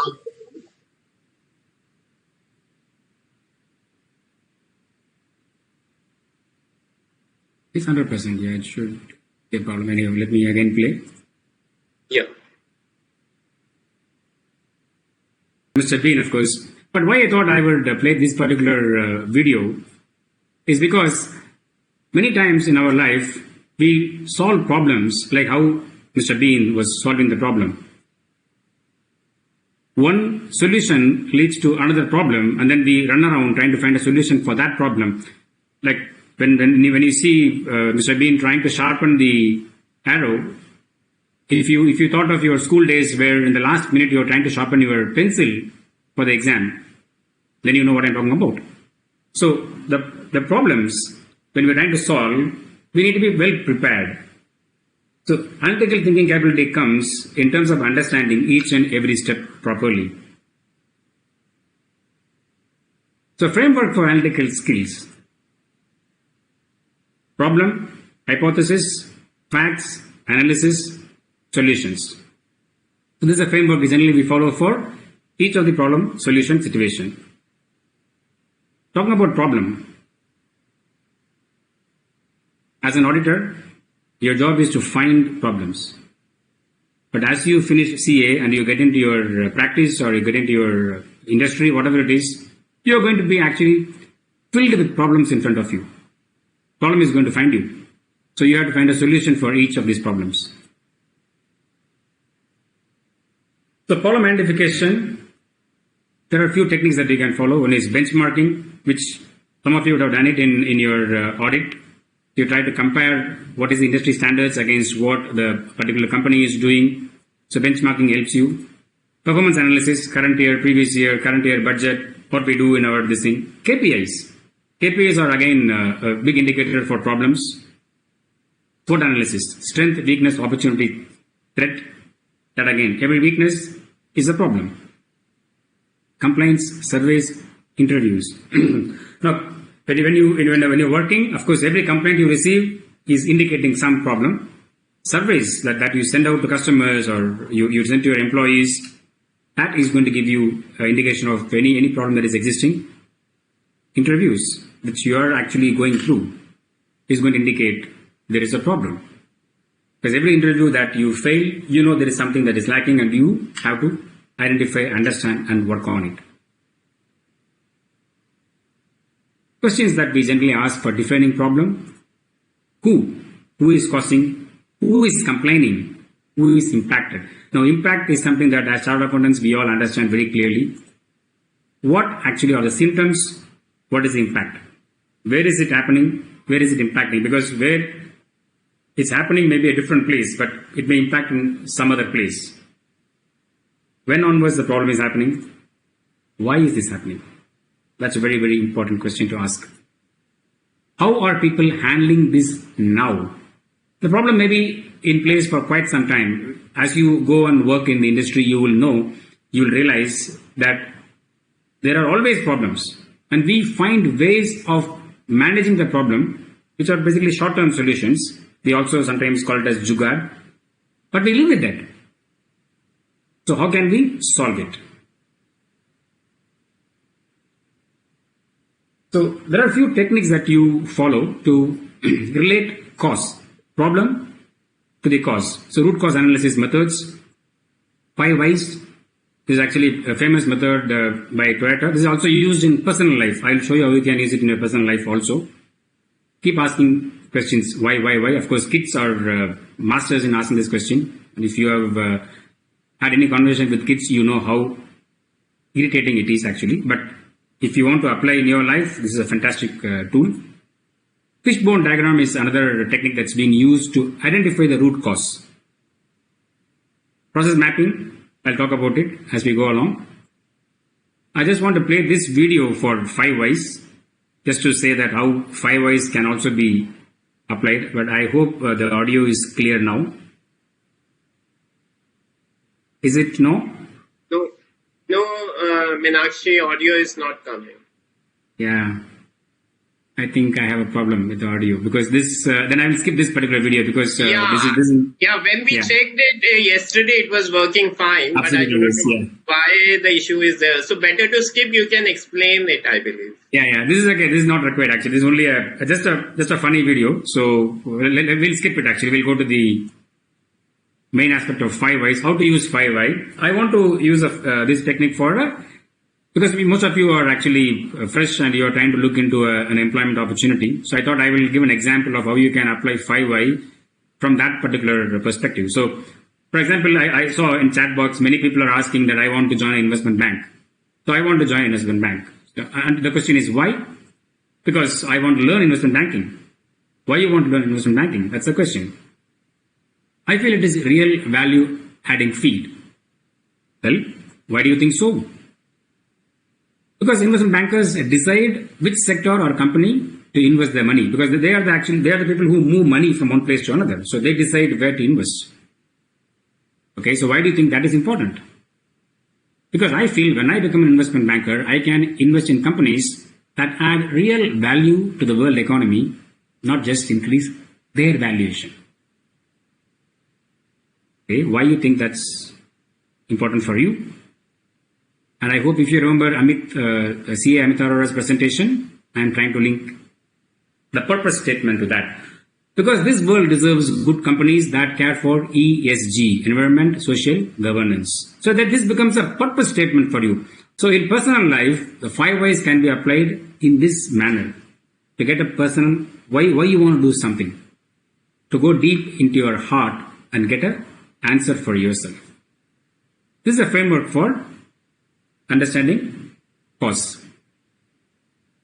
Now, if you want to look into the fishbone diagram, this is the fishbone diagram. It's a fish actually, and each bone will be a particular field where you feel there's a problem. I only put 5 because I was just thinking, I couldn't think more, so I put 5 only. So investment banker is the problem for you. What is lacking? Skills or experience and education. Probably you need to have a specific qualification, knowledge in a particular field, or maybe in a specific field, like, you need to have experience in risk or operations or audit, specifically they are looking for. So you can identify each bone to a particular segment of that particular problem and then look into that separately and try and find out how you can address it. Process mapping is another technique. Process mapping, as a chartered accountant, most of you will know about procedure manual. You go for audit, you ask, can I have a procedure manual? Because you want to check whether the procedure is followed as per the manual or not. So process mapping is actually pictorial representation of procedure manual. So it gives you exactly, it's a diagramic, in a picture, it gives you what is happening in a particular process. So when you look at each of the segments in the process and try to find out what are the possible causes that can happen in that area that is leading to a particular problem. So for example, there is a delay in delivery to the customer, you go back and find in each places where what is happening and is there a chance of something happening there that is leading to the ultimate problem. So you identify cause from each of these areas. So that's how you use the process mapping for problem solving. Now, when you identify a problem, there can be a problem with the problem that you are identifying. I'll tell you what I am talking about. The question is, are we attacking the right problem or not? So, if the problem that is defined is that we need to find an alternate supplier for a particular spare part which is being used excessively and it's always in short supply. This is the problem statement actually. Now you could put a question, why? Why is this problem occurring? Because the equipment that we are using is actually designed for something else. So we've done some jugaad changes and using it for our requirement. So the spare part is being used excessively because of this particular usage. Okay, why are you doing that? The answer, because we don't have a manufacturer who can actually make an equipment that suits our specification. Now the question is, the problem statement is right, or do we need to redefine the problem? Is it finding an alternate supplier or an additional spare part supplier is the problem statement, or finding a manufacturer who make equipment that can fit our purpose is the problem statement, or maybe both? So that's how you have to identify the problem. Because you define a problem and you solve a problem, but the definition is not right, then you are solving the wrong problem. So that's the understanding that you should have about defining a particular problem. Now we go to the hypothesis, the second stage of problem solving in analytical thinking process. So hypothesis is basically issues where the questions to be answered in each of these areas. You identified as the causes.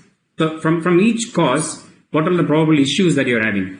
And what are the probable answers that you can derive out of it? And the key questions that need to be answered in each of these segments. So this hypothesis, once we do hypothesis, that's going to lead you to the next position. Because once you identify what are the probable causes, and in that cause, what actually is the question, the issue, and a question that needs to be answered to know whether solving this can actually lead us to the final answer. So you need to go to once you define that, then you go to the fact. Now, fact-finding mission,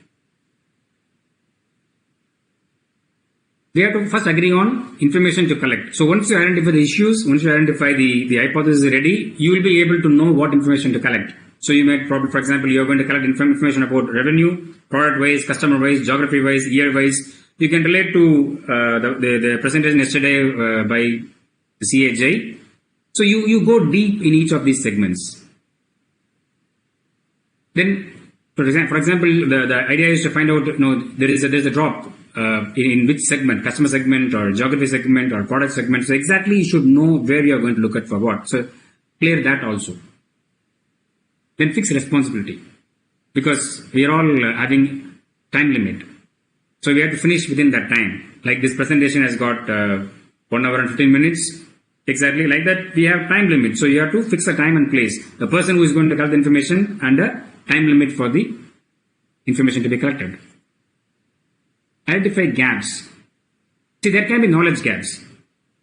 For example, when you are comparing revenue pattern, in India, if you talk about monsoons, it happens, or maybe festivals, for example, in India, it happens in different time period in all over India, it happens, but in different time periods. Monsoon also follows. So in one particular region, the revenue may go up because there is a festival, but the same festival happens in another region, probably about a month later.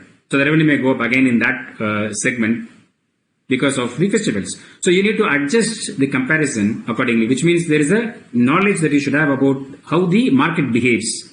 So that has to be obtained before you go further in the fact-finding mission. Now, I just want to give one example with the fishbone diagram. See, for example, the problem here is invoice faults. And you have identified different reasons like environment, equipment, method, material, measure, man. These are the areas that you have identified as having problems. And each areas you identified, if you talk about environment, it's probably poor ergonomics or noisy office because that disturbs the staff. Equipment, your inadequate printers, our system is not integrated, system is not, not compatible with the software. Method, the process that you are following is tedious. There is a lot of manual data entry is happening. Low morale of staff, again, the data entry means there is a low morale, obviously. You can see increased workload or poor technical support. Technical support, every chartered accountant who doesn't have an IT skill will definitely say that IT support is very minimal, so you know about it. Measure, there is no make it checker system in place, so the errors are more. Material, paper quality is bad, so there are a lot of paper jams. Paper supply is not proper, so you're not able to print on time. So in each of these areas, again, you're going to find the facts, so you're going to identify what you should take. For example, if the environment, you will say that number of times the stuff is taking break, because that indicates that there is a problem in the environment. If you're talking about equipment, you will say number of invoices processed versus printed. So you know there is a gap in that actually. Average time taken to do data entry. So is it the data entry problem is there or not? Number of invoices per person, compare over a period of time to know whether the morale is dropping, whether the workload has increased. Number of data entry errors to know whether there is inadequate process is actually causing this. So you identify for each segment, you identify what data you are going to cull out.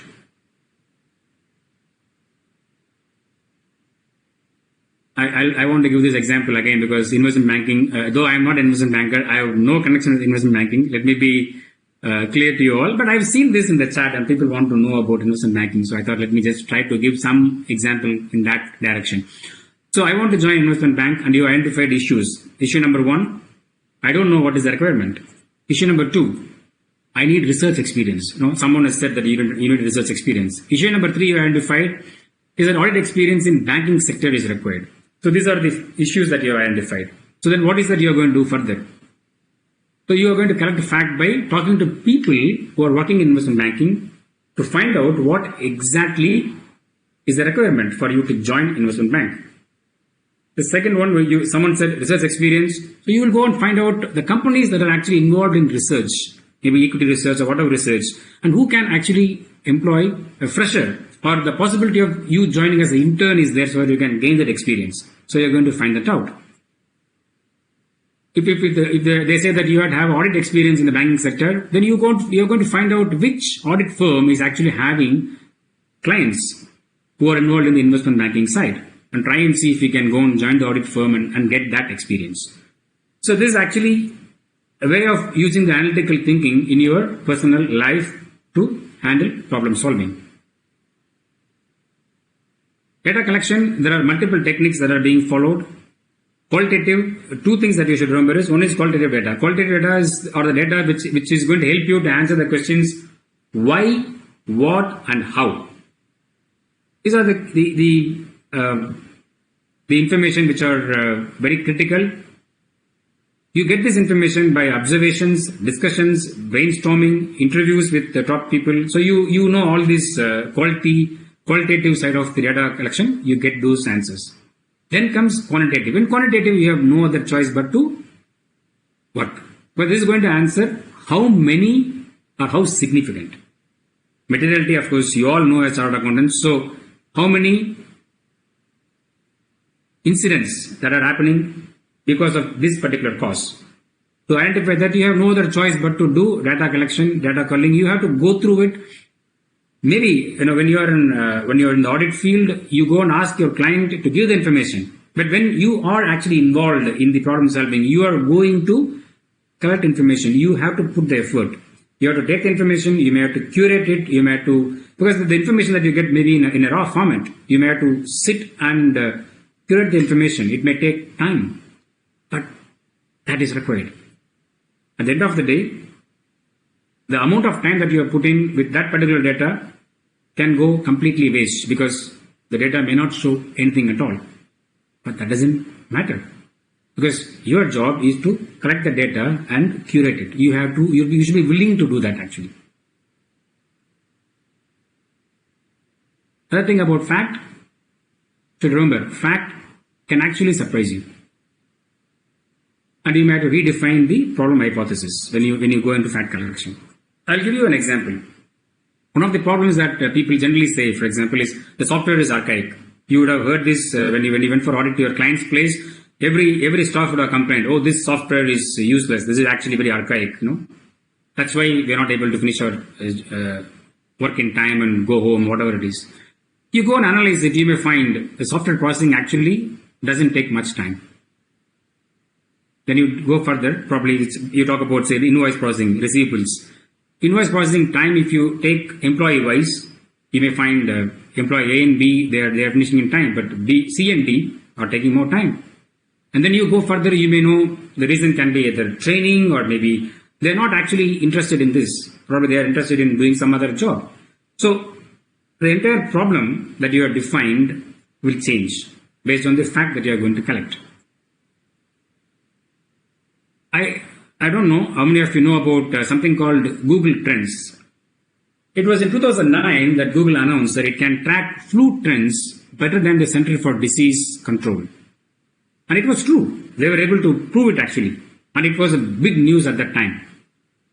But it actually completely crashed by 2012. So they were basically what they are doing is they were analyzing the search data based on people were asking for looking for the flu medicines. What can cure the flu? So that was an indication based on which they were able to predict the flu trends, and it was working. But in 2012 it collapsed. Why? One of the reasons, probable reasons people are saying is that there were a lot of search, panic search. So what happens?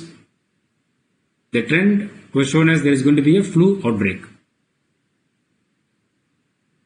And then Google trend collapsed.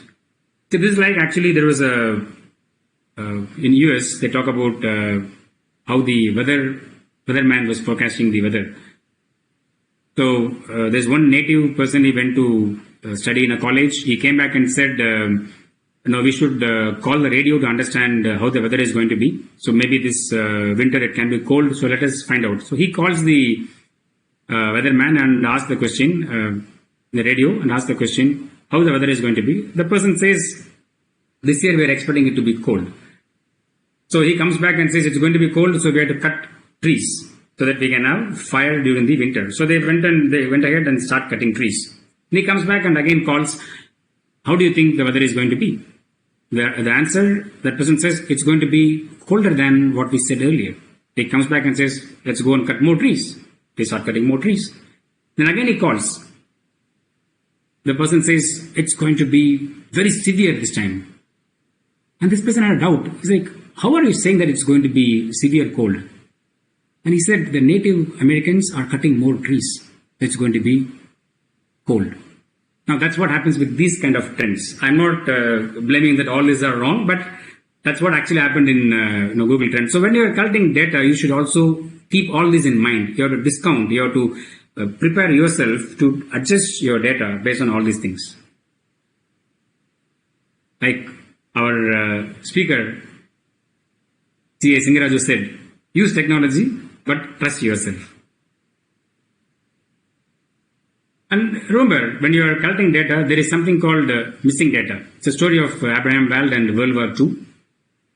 See, in World War II, there was a particular team was formed when they said to examine all the fighter planes that came back from the war zone for adding additional armor. They felt, because these fighter jets were attacked by enemy and the bullets were attacking them, so they want to give additional armor so that they can avoid the planes crashing. Now everyone suggested that they should put additional armor in the areas that have suffered the maximum damage. Then comes Abraham Wald. He said no. He said, what we have seen is the planes that has actually come back. What you have not seen are those planes that has actually not come back. Probably where they have not seen any damage are the areas that are weaker, because those planes that have not come back probably got attacked there. So it's basically cockpit and engine. That's what he said.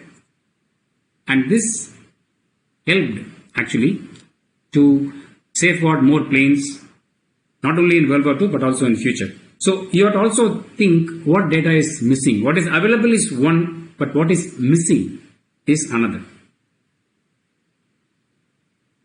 So we have seen facts. Let's go to analysis.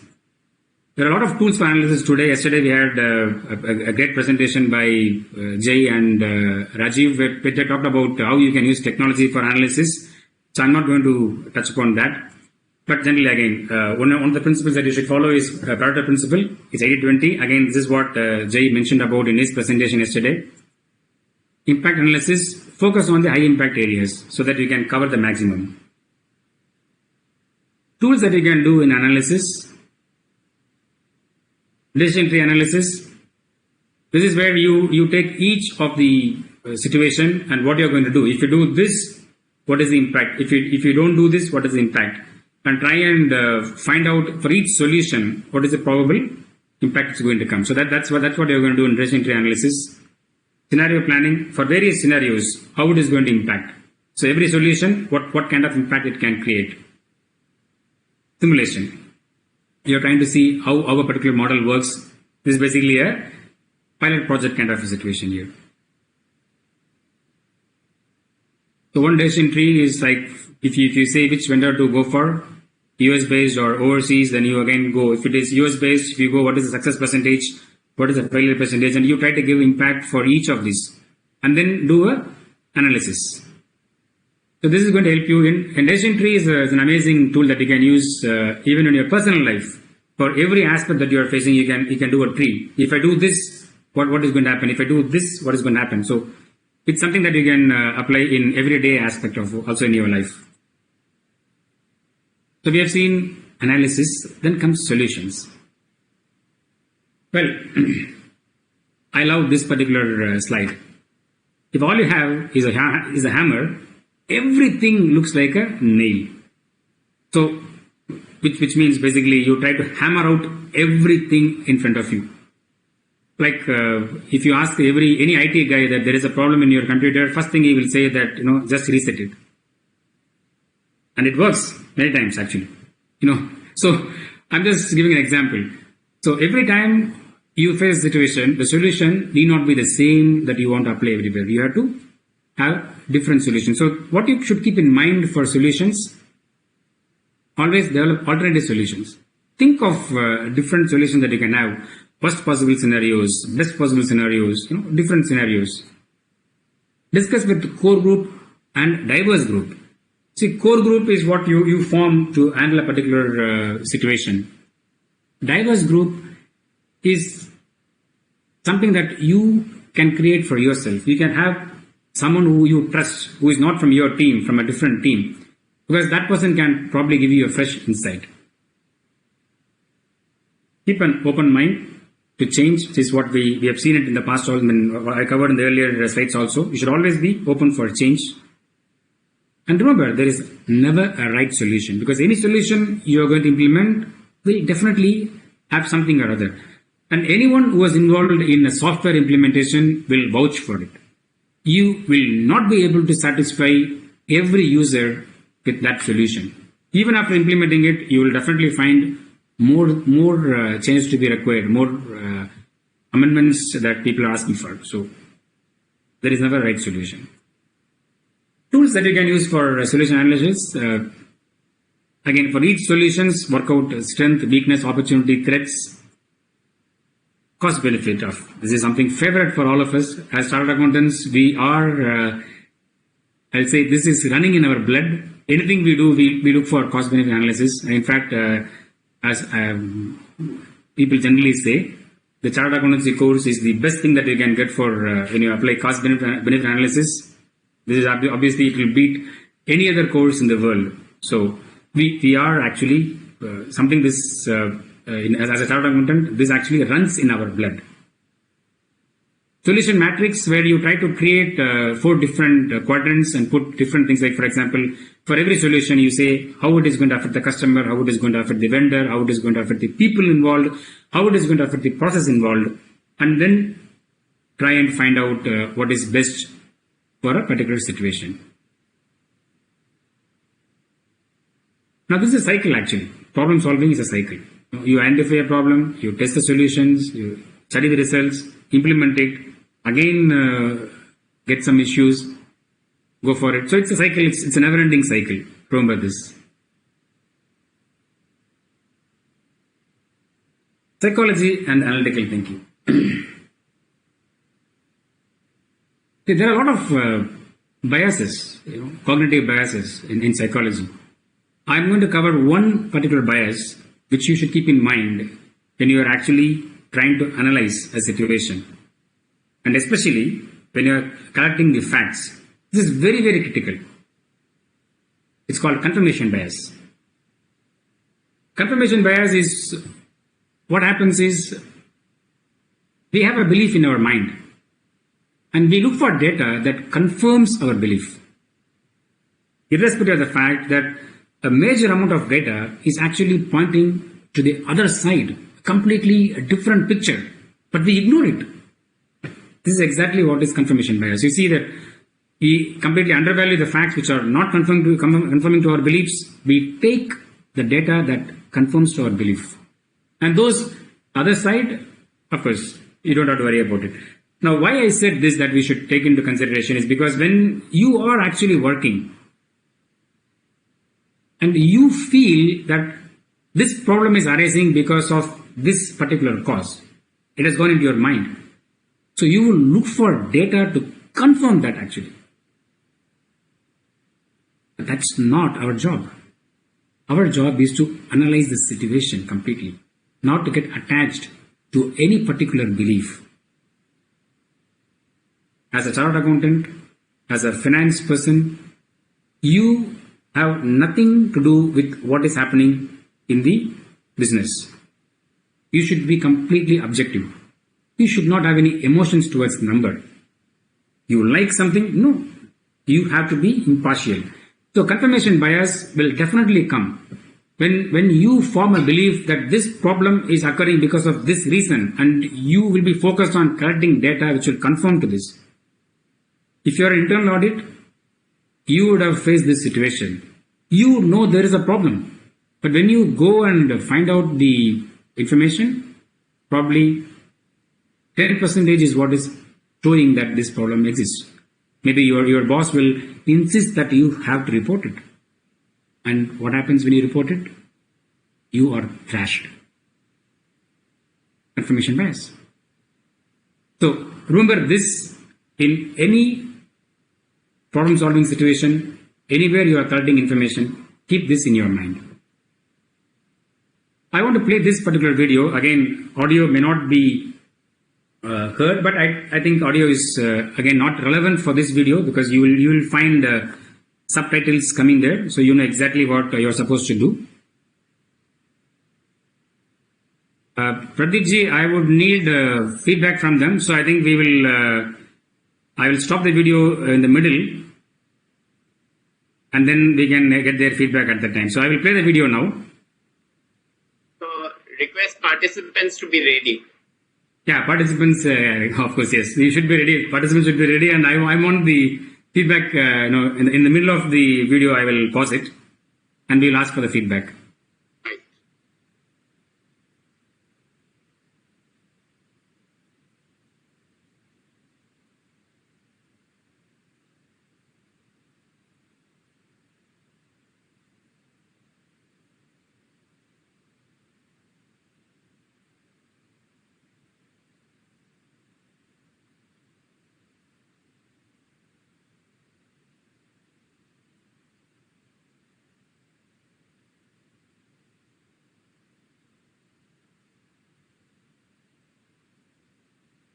Okay, we can ask the question.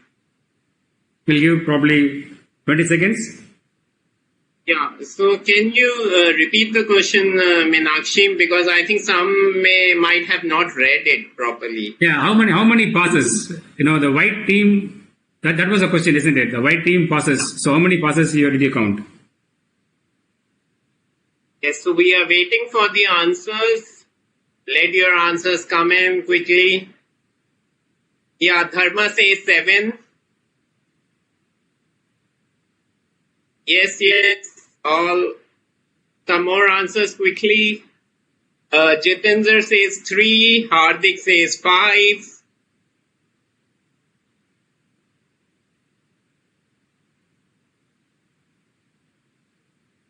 Ketan said that there was some issue in the video. Apologies, Ketan. It was buffering a lot, he says. Oh, okay. We have Kavita who says 7, Divyansh says 12, Pooja says 10, Aditya says 6 to 7, Supriya says 8. Okay, I think that's fine. Let's go to the next question actually. Okay.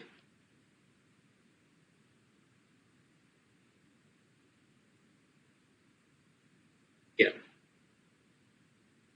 Okay, this is the question. Did you see the gorilla?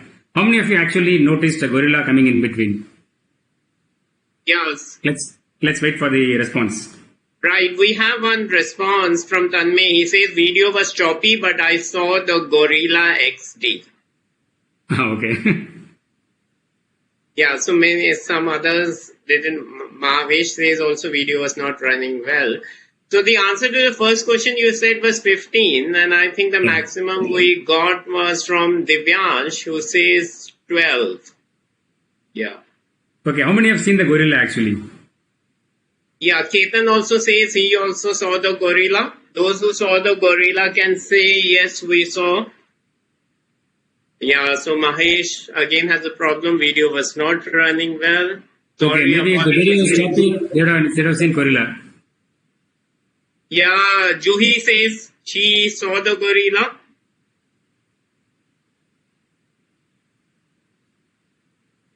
Yes, who else saw the gorilla?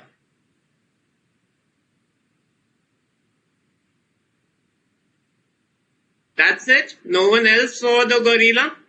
Okay. Dharma says she was not able to see. No problem. I have actually played this video for even bigger audience, 600, 700 also in the earlier when we used to have the physical meetings. And I have noticed that, 20-25% of the audience will generally spot the gorilla. Others generally don't, because what happens is that, our attention is actually limited.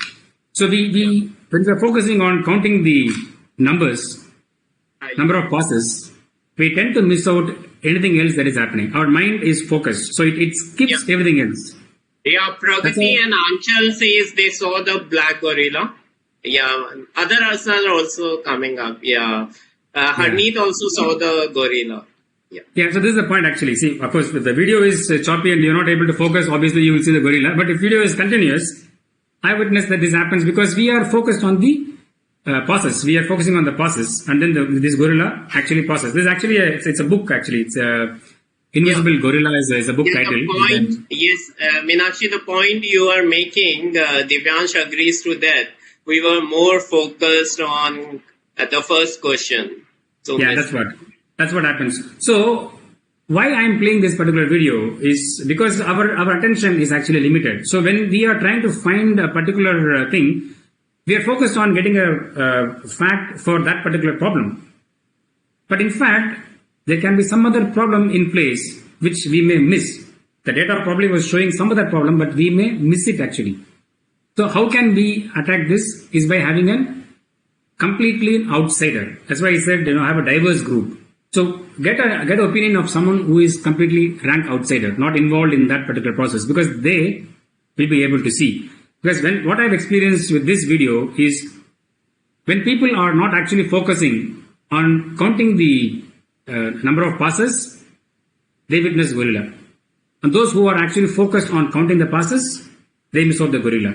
So the only way in which you can actually attack a problem solving in terms of understanding something you are missing out is by involving a third party. who is not involved in what you are doing, because your focus is on that particular task.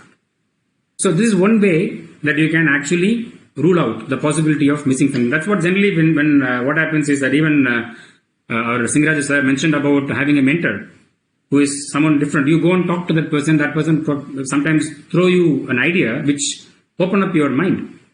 So in analytical thinking, something that you should keep in mind is that what you are focusing is based on what you are trying to solve, but maybe you are missing something more critical. That can be identified only by a person who is not involved in the process. So have a third party, complete rank outsider, trying to vet the process. Now, how can we apply this? Yeah, Meenakshi, I want to share, I missed one answer. I think Priyanka said that she could count the 15 passes. Very good.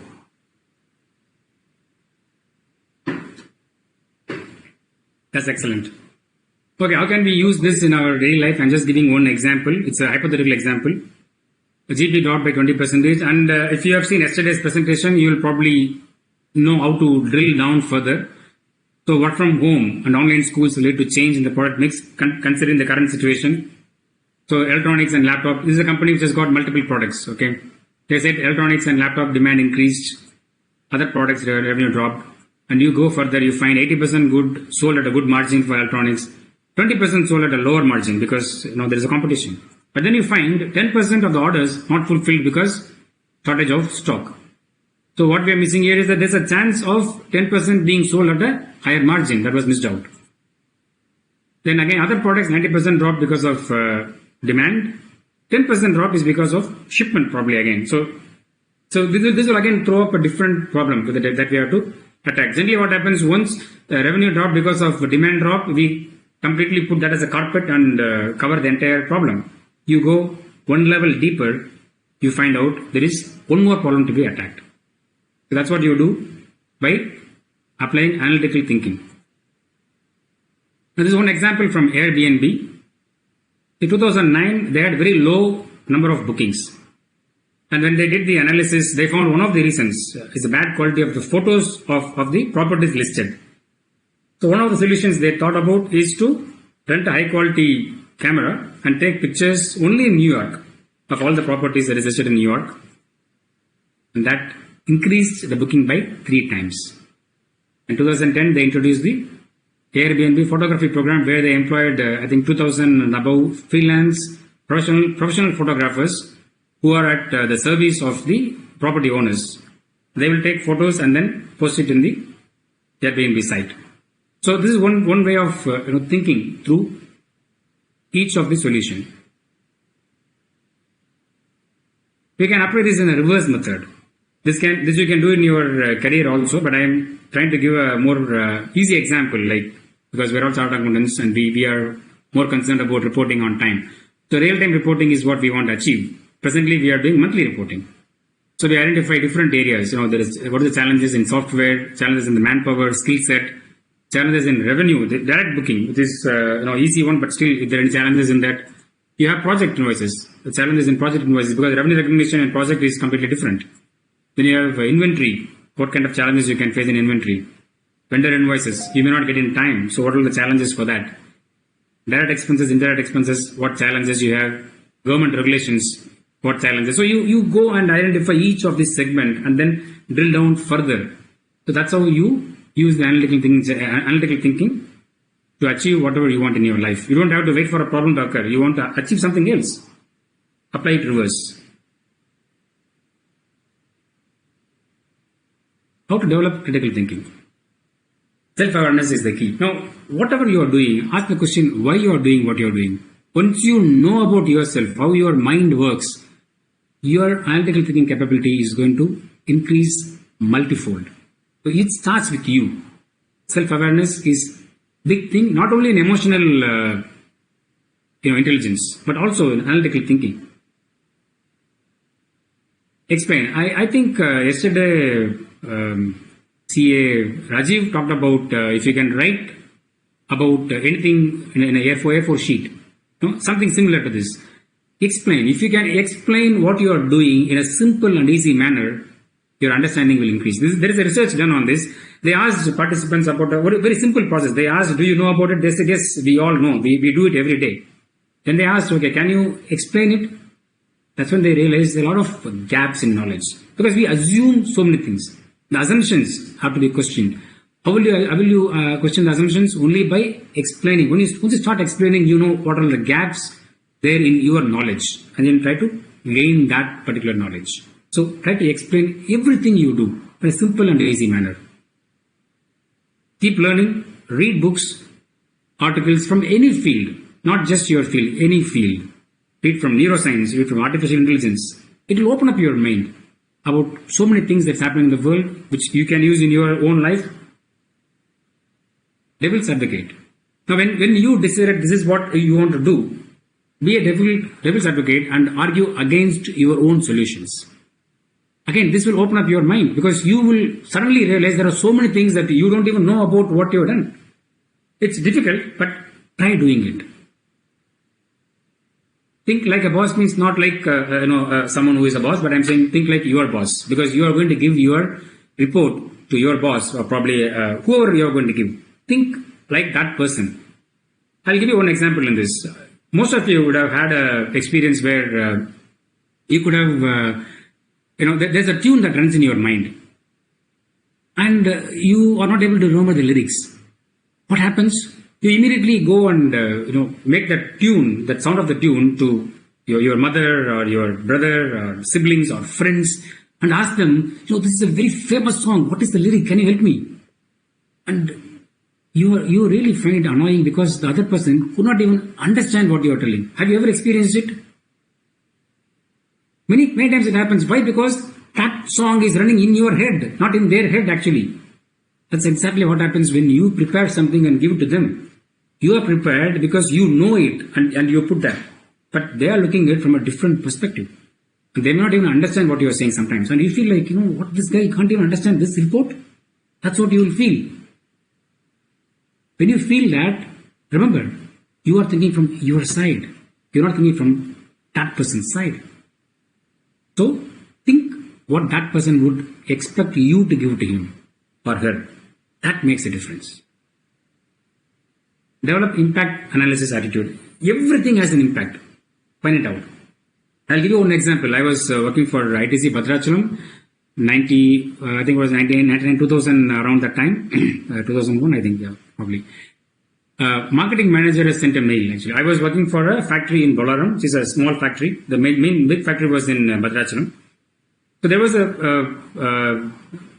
we had a kind of shortage of facility for cutting the paper. Papers that were cut and then sold. So the marketing manager said the paper will be sent from Bhadrachalam to Bolaram plant, cut and then sent to the customer directly. The moment I saw the mail, I called and said, there is a problem. What problem? Central Excise doesn't accept cutting as a process. When Bhadrachalam sends the item, they have to pay excise duty, but we will not be able to claim SENVAT. So there's going to be an impact. So you have to be on the toes. Everything has an impact. Whatever you are doing in your work has an impact. Understand the impact on the whole chain, not just in your area. Complete chain. How it is going to impact the full process. How the business, the other person, everyone is impacting because of what you're doing. That makes a huge difference. I'll tell you how it makes a difference. Think few steps ahead. Anything that you do, always have 2-3 steps ahead of you. That will again, that's a value addition you're going to bring to your to the work that you're doing. Between you and the other person, the difference is this. The vintage story yesterday from Raju about the bike junk versus if you say it is used by Jai and Viru in Sholay, that's the difference. So we are all CS, but what value we bring to the table makes the difference. It's the difference between water and steam. I think it's 1% difference. I think it becomes steam, and steam can push ship, train. So that 1%, that is where you are bringing value. So analytical thinking has to be learned and applied in everything you do so that you can bring that difference. You become a vintage because of what value you add to the job that you are doing. Remember this. Be curious. This is something that I will never forget in my life, because when I joined ITC Bhadrachalam, I went for induction. I came back. I was supposed to sit with the marketing manager for the induction, Mr. Rishi. He asked me one question. He said, you went and visited the plant, which is one of the biggest plant in the Asia. How many questions you had? He said, probably about 7-8 questions I had. And he became furious. He said, this is the biggest plant. You just had 7-8 questions. You should be curious. You have to ask everything as to why it is there, what it is doing. You should be as curious as a child. And I will never forget that advice in my entire life. Be curious. Your analytical thinking capability increases when you inculcate this particular habit. Just ask the question, why? So key points to remember, every problem has a solution. You read the book, this is a great book by Joe Spinner, Hacking Innovation. He says that every hacker starts with this thought, every problem has a solution. So I may not know it now, but I can learn it. That's what yesterday you heard from Jay when he was asked to handle the IT side of the business, and he learned that. So this is actually another great book by Angela Duckworth, Grit. She talks about it. Grit means that you don't know, but you can learn it. Nobody knows anything. I think this is one chapter in this book that will never work by Netflix co-founder. I kept the thing blank. It's a mistake. His name is Mark Randolph. He says that they were not thinking that Netflix is going to charge subscription. That was not their original plan. It came much later actually. So what he says, whether it is going to work or not, they don't know, but they tried, it worked. So nobody knows anything. If you go and search in the Google, there are so many innovations which are actually accidents. It was not intended actually. So you remember this. Nobody knows anything. It will make you humble. The same thing will make you positive also. Because you can solve anything. That's the point here. Consistency is the key. Like whatever technique you apply it consistently. Generally, people use this 5 I's and decision tree mostly. So keep this in your life. As you keep doing things on a consistent basis, it becomes your habit. Anything you do in your life on a consistent basis is what is going to make you shine in that field. I was not a public speaker a few years back. I was actually introduced to public speaking in a training workshop when I was working with ITC. I still remember I was in internal audit. The secretary of internal audit department, Evita, I remember her name. She told me, Meenakshi, you sound like one of those Bollywood characters of South Indians. You sound exactly same. See, I did my CA from a very small audit firm in Madurai, which is down south. I don't know Hindi. My English is broken. And I did get through campus interview for the first time that institute implemented in 97. I got through to the final round of the interview in Sterlite. With what? With the confidence in the knowledge that I possess. So anything you can do. When you practice consistently, my public speaking skills definitely improved because I joined Toastmasters and I practiced continuously. In 2018, I could speak in front of 2,500 John Maxwell trainers in USA. That's because I was practicing it for 10 years by the time I reached that stage. So practice consistently. I want to keep this case study. Do you think we have time, Pradeep, or we can skip this? Meenakshi, we have 12 minutes. But there are questions, so probably we can skip this actually. Yeah, we have some questions, not many. Yeah. So how much time it will take, this one? Yeah, that's actually, it has got, see, we can give probably 3 minutes. Yeah. Okay, it's about,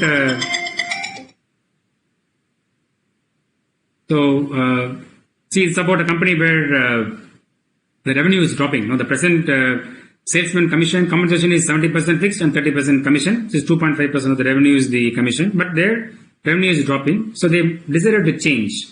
So they decided to change the revenue percentage as 4% on the new customers and 2% on the existing customers to increase the revenue. Now, I just want to understand, identify some positive and negative for the plan. Probably they can put it in the chat group.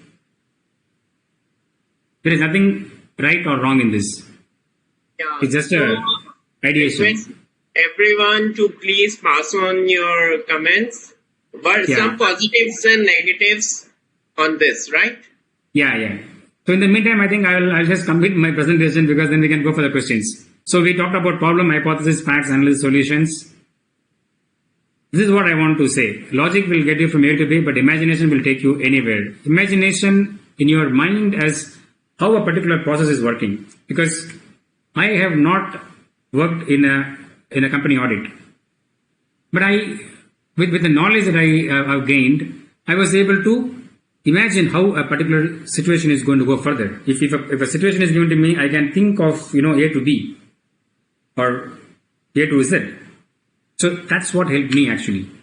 So in interviews I go, this is where it actually helped me to get through the interview. And again, there are a lot of people who are worried about the interviews. I can tell you, when the campus interview was decided, me and my friend, we decided to go to Bangalore instead of Chennai because we thought in Chennai the competition will be more, Bangalore will be less. It was true the competition was less, but in Bangalore people speak much better English. And when we were there, the companies came and made the presentations, and we were sitting in the hall. It was like an English movie for us without subtitles. We could understand nothing. Of course, I got into one of the job interview, which is Sterlite. I cleared in the first round. I was called for the final round in Daman. So from Madurai, I went all the way to Daman. I was approved by the finance team. The HR manager asked me when I can join. I said I need 10 days time because I had to attend a wedding of someone very close. And then I was not carrying any cloth in my hand. The HR manager said, no, if you join tomorrow, the job is yours. And I said, I need time. But he said, no, someone is joining already. I lost the job actually. I came back from Daman for one simple reason.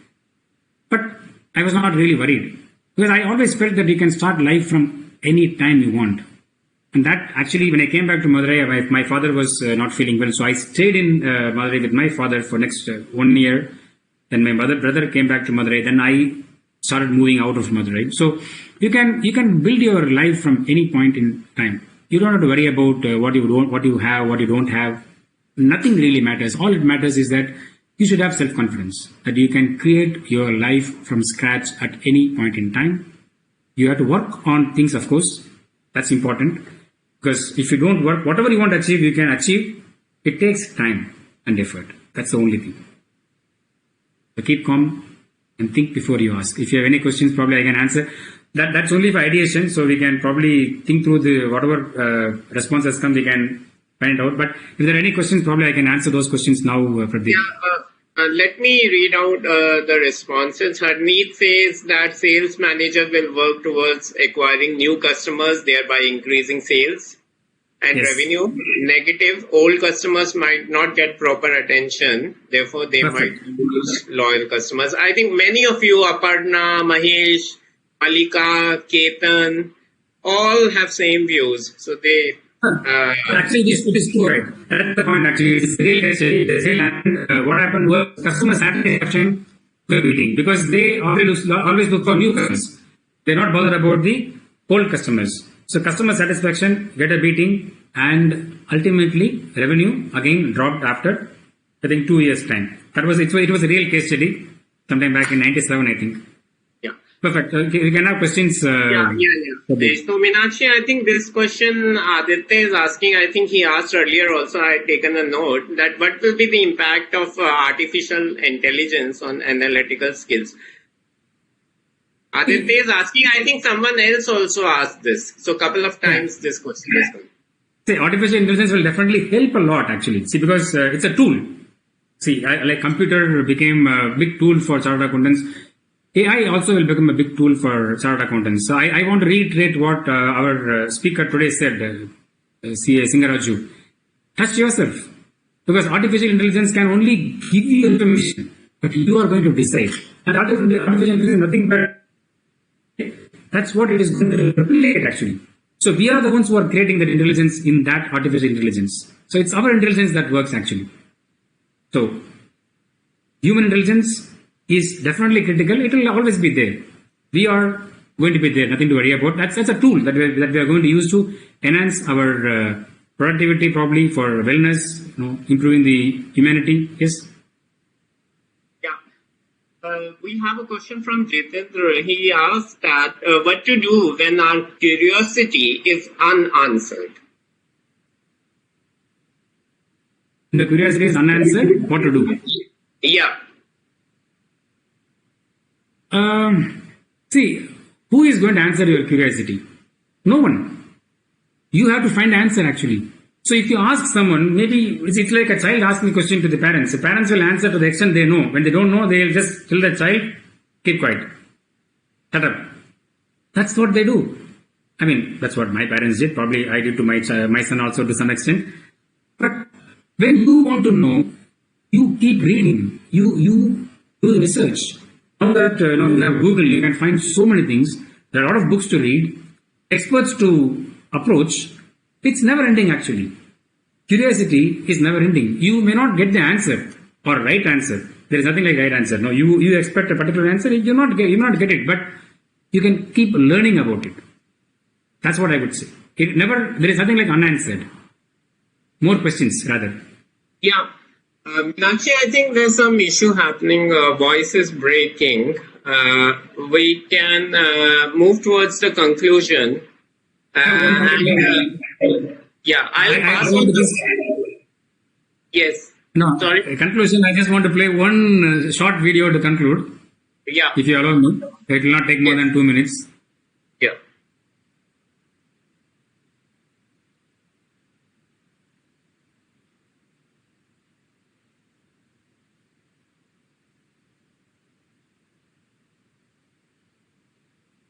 Whatever you do, I want you to remember this when you are trying to solve a problem.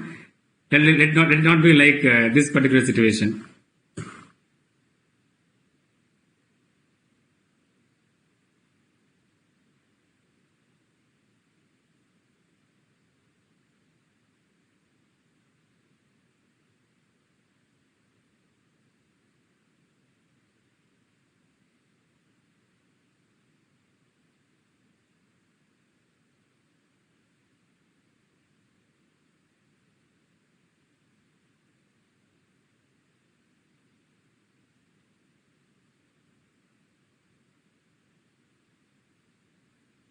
Okay, that's just for fun, but I just want to tell that, normally we do this. We try to solve a problem, but we may end up not helping others. So, be thoughtful. That's what I want to say to conclude my session. Thanks a lot, Pradeep. Over to you. Thank you so much, Meenakshi. There are a few questions. I think I will pass it on to you. Okay. I will pass on. There are many which Raju has to answer. I will pass on all the questions. So, to the participants, your questions will be passed on to the speakers and they will connect back with you. And Meenakshi, I forgot there were a couple of our participants who were asking the second video. Is there any link you have, if that video is important, where they can watch on YouTube, if you can guide? Because some were curious to see that. Okay. Good one. I think, I can, it's actually, if you go to the YouTube and type 5 whys, okay, you will get a list of videos. I think this is a video called What's the Cause to Problems? 5 whys will reveal all. WOOZA. WOOZA. Actually, I think your voice is breaking. I think we got the answer that when you go and type 5 whys, we will find that. Right? The video name is WOOZA. WOOZA. That's the name of the... WOOZA is the name. Yeah. Right? So we had 2 sessions today, and communication and analytical skills. Thank you to all of you for giving your compliments on the sessions we had today. My sincere thanks to our chairman of CMIB committee, CA Hansraj Chugh sir, and vice chairman CA Durgesh Kabra sir, that our intentions, their brainchild of getting this program together, is making a significant impact in the lives of everyone. Not only for young, it's important for all of you as a young audience. You have to be prepared, and it's happening very well. But we are getting comments from a larger audience, those who have been experienced and into the employment. They are finding also great value. So thank you to all of you for taking out your time and viewing it. There were some connectivity issues, and apologies for it. You can go back and watch it on the same link, and also on YouTube it's available. And we are completing today the 4th day, and tomorrow we will be having an expert who will be talking on cost management. The cost is a subject which we find a bit difficult, and expert in that, and public speaking, where you are curious to know. Wherein we will try to see that we connect public speaking specifically to your requirements of the interview, as you are asking that how in the virtual world you can appear confident, how to start, how to end, right? So thank you to each one of you. Stay safe, take care, see you tomorrow, bye-bye.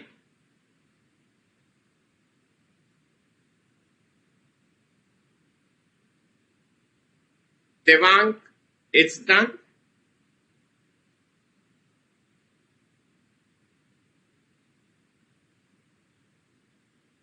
Devang, can you hear me?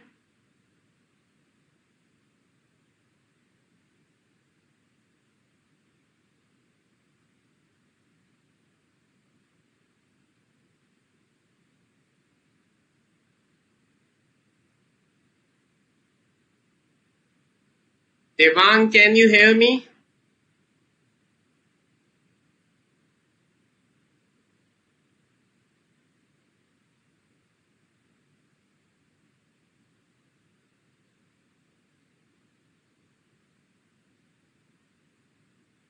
Devang, can you hear me?